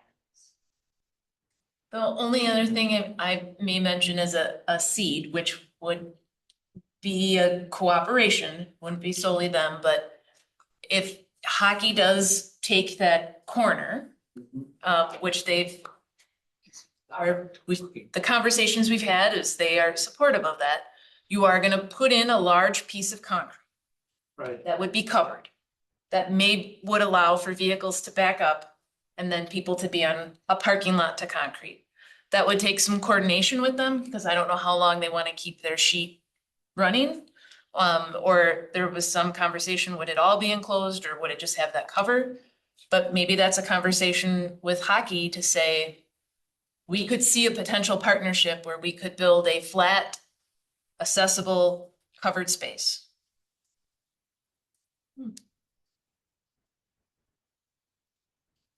So just from, I guess, to kind of get the ball rolling here, From my perspective, I am supportive of us continuing to allow the farmer's market to use this location. As long as we put in the work to, problem solve things as they come up. However, I think if that's the decision of the board to continue at that location, I think we do need to make a decision about the master plan and the infrastructure that is gonna need to be changed regardless. And do we move that up in the plans for the village to do? And that's under the idea that this continues on village-owned property. I guess what I would be interested to know, and I don't know the feasibility of this, is are there opportunities on other private property we haven't looked into that may work? Or other public properties such as the school district, like the north parking lot at the senior high. Is that something that DC Everest would be willing to let the farmers market use? Since the school isn't in session, it may be, no, we don't want that in the parking lot. I don't know. But I'm just thinking of like what other spaces exist that may be suitable. But personally, I like that it's at Kennedy Park. I just think if we're going to continue there, we need to make some changes. I would share, I did have a conversation with Casey because we talked also about Weston, elementary school. And he was flattered, but said, because we're on Tuesdays and the security of the school to be jointly on that property, and then with what would happen in summer school. And he just said it's not something that at this moment is feasible for them. At the senior high and or Weston Elementary? Any school, just because when school's in session, which on Tuesdays, it would be in session, or if they would have summer school at those districts, then there shouldn't be that interaction. Right, I get that. So, Yeah, good And point. at the high school, if there's anything happening at the Green and Turner Center, the parking lots are full over there on certain days that they have big events. It'll be full coming up for the World Horseshoe. Yeah. but Weston Elementary more was the one that we had people had brought up to us, and while flattered, it's just not something that they could do there at this time. And there's good and bad, like, there's complaints about like the elderly or the handicapped because with walkers and stuff. But I also see a whole bunch of people that do have it because it is a harder surface. So even when it rains, it's pretty hard. It's not like your plush grass, but I get some people can't, and it is hard for everything because like sometimes if you get on blacktop, you have the vendors who have produce, that heat from the blacktop. I mean, you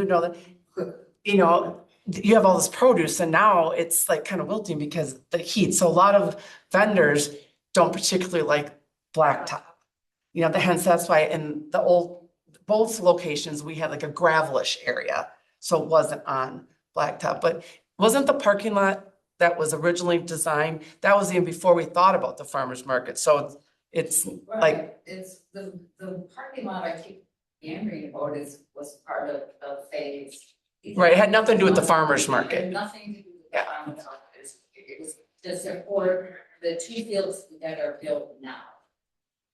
That are open for business. I have to agree with the lady back there that we're kind of beating a dead horse. Right. And until we find out whether the board wants to continue this here or what, we decide, whoever's gonna decide that it's gonna be here, we should definitely look into reopening the layout designs and work with that. Until that time, till we figure out whether or not it's gonna be here, why are we talking about it? Yeah, so ultimately, the question for tonight that I put in the RFC was, should the village continue to have a farmers market at Kennedy Park? And I don't know that we need to answer that question. No, but that's our goal. Yes, that is That's our first goal, because the board will look for a recommendation from Parks on Kennedy or Okay. Whatever. whatever, yes. I don't know of any other park or parcel of property that the village owns that would be as well centered as this is. We got Prohaska, but that's not, Well, then we got Mock Miller Park too, but yeah. everybody wants to be Everybody wants to be in one close by, place. and I think this is an ideal spot. And if we're gonna continue it, I think we need to sit down and engineer it so that it works out better. Maybe we do put some concrete walkways through there or gravel walkways or something, like we had at the other ones, Right. but until, I say, yes, let's keep it here and let's improve it so that it'll work better for everyone. Put in an additional parking areas that were talked about to begin with. But let's sit down and look at the master plan and see how we have to tweak it. Yeah, I think regardless if the farmer's market is there or not, the parking it's needed. Yeah. And we can, accommodate the market there regardless, and then decide like, okay, do we make improvements to that market space?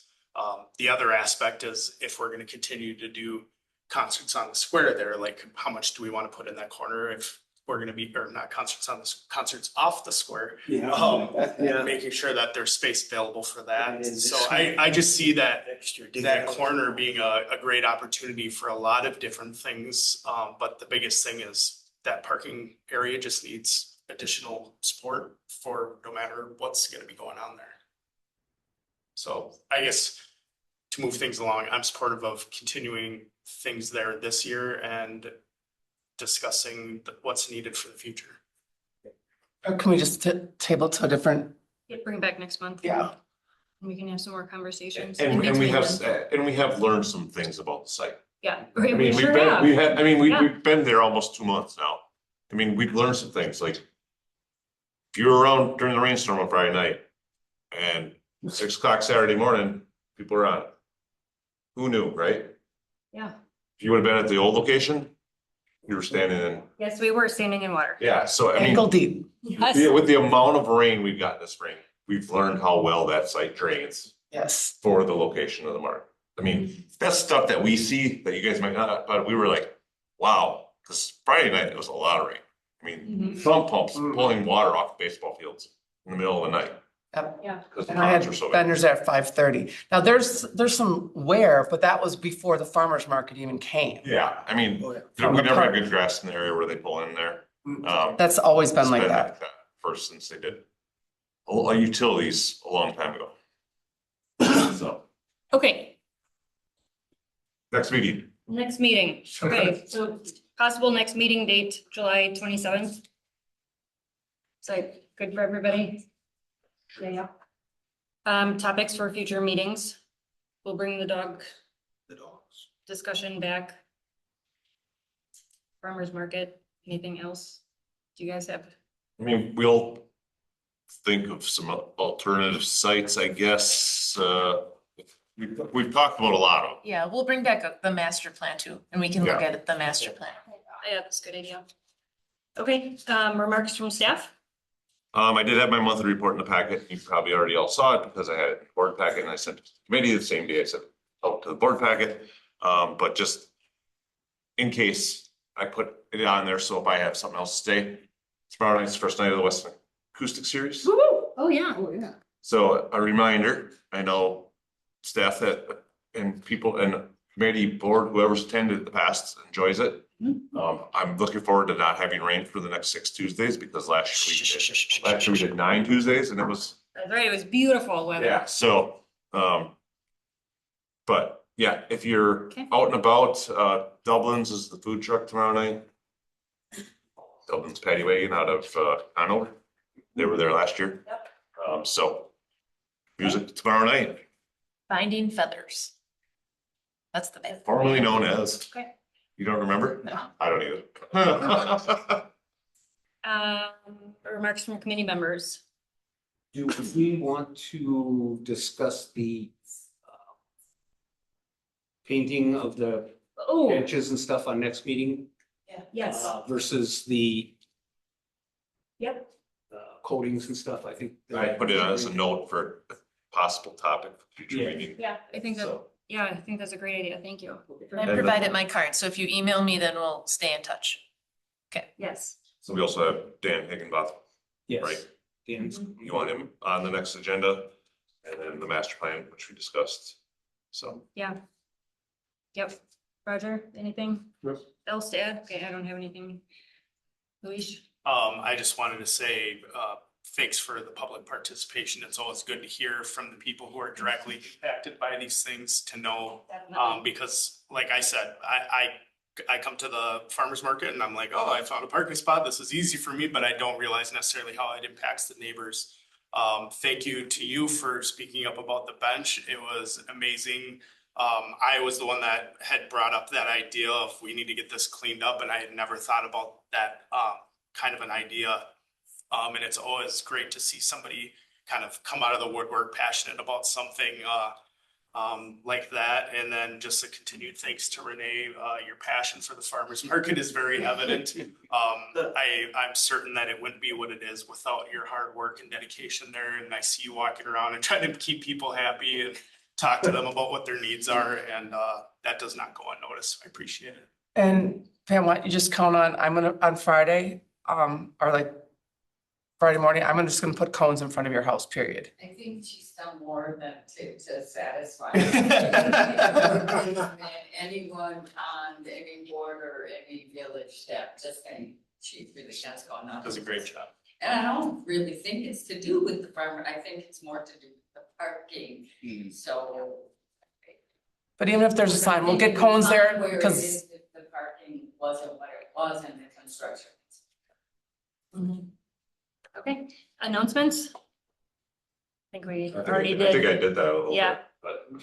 Okay, I'll take a motion to adjourn. So we'll.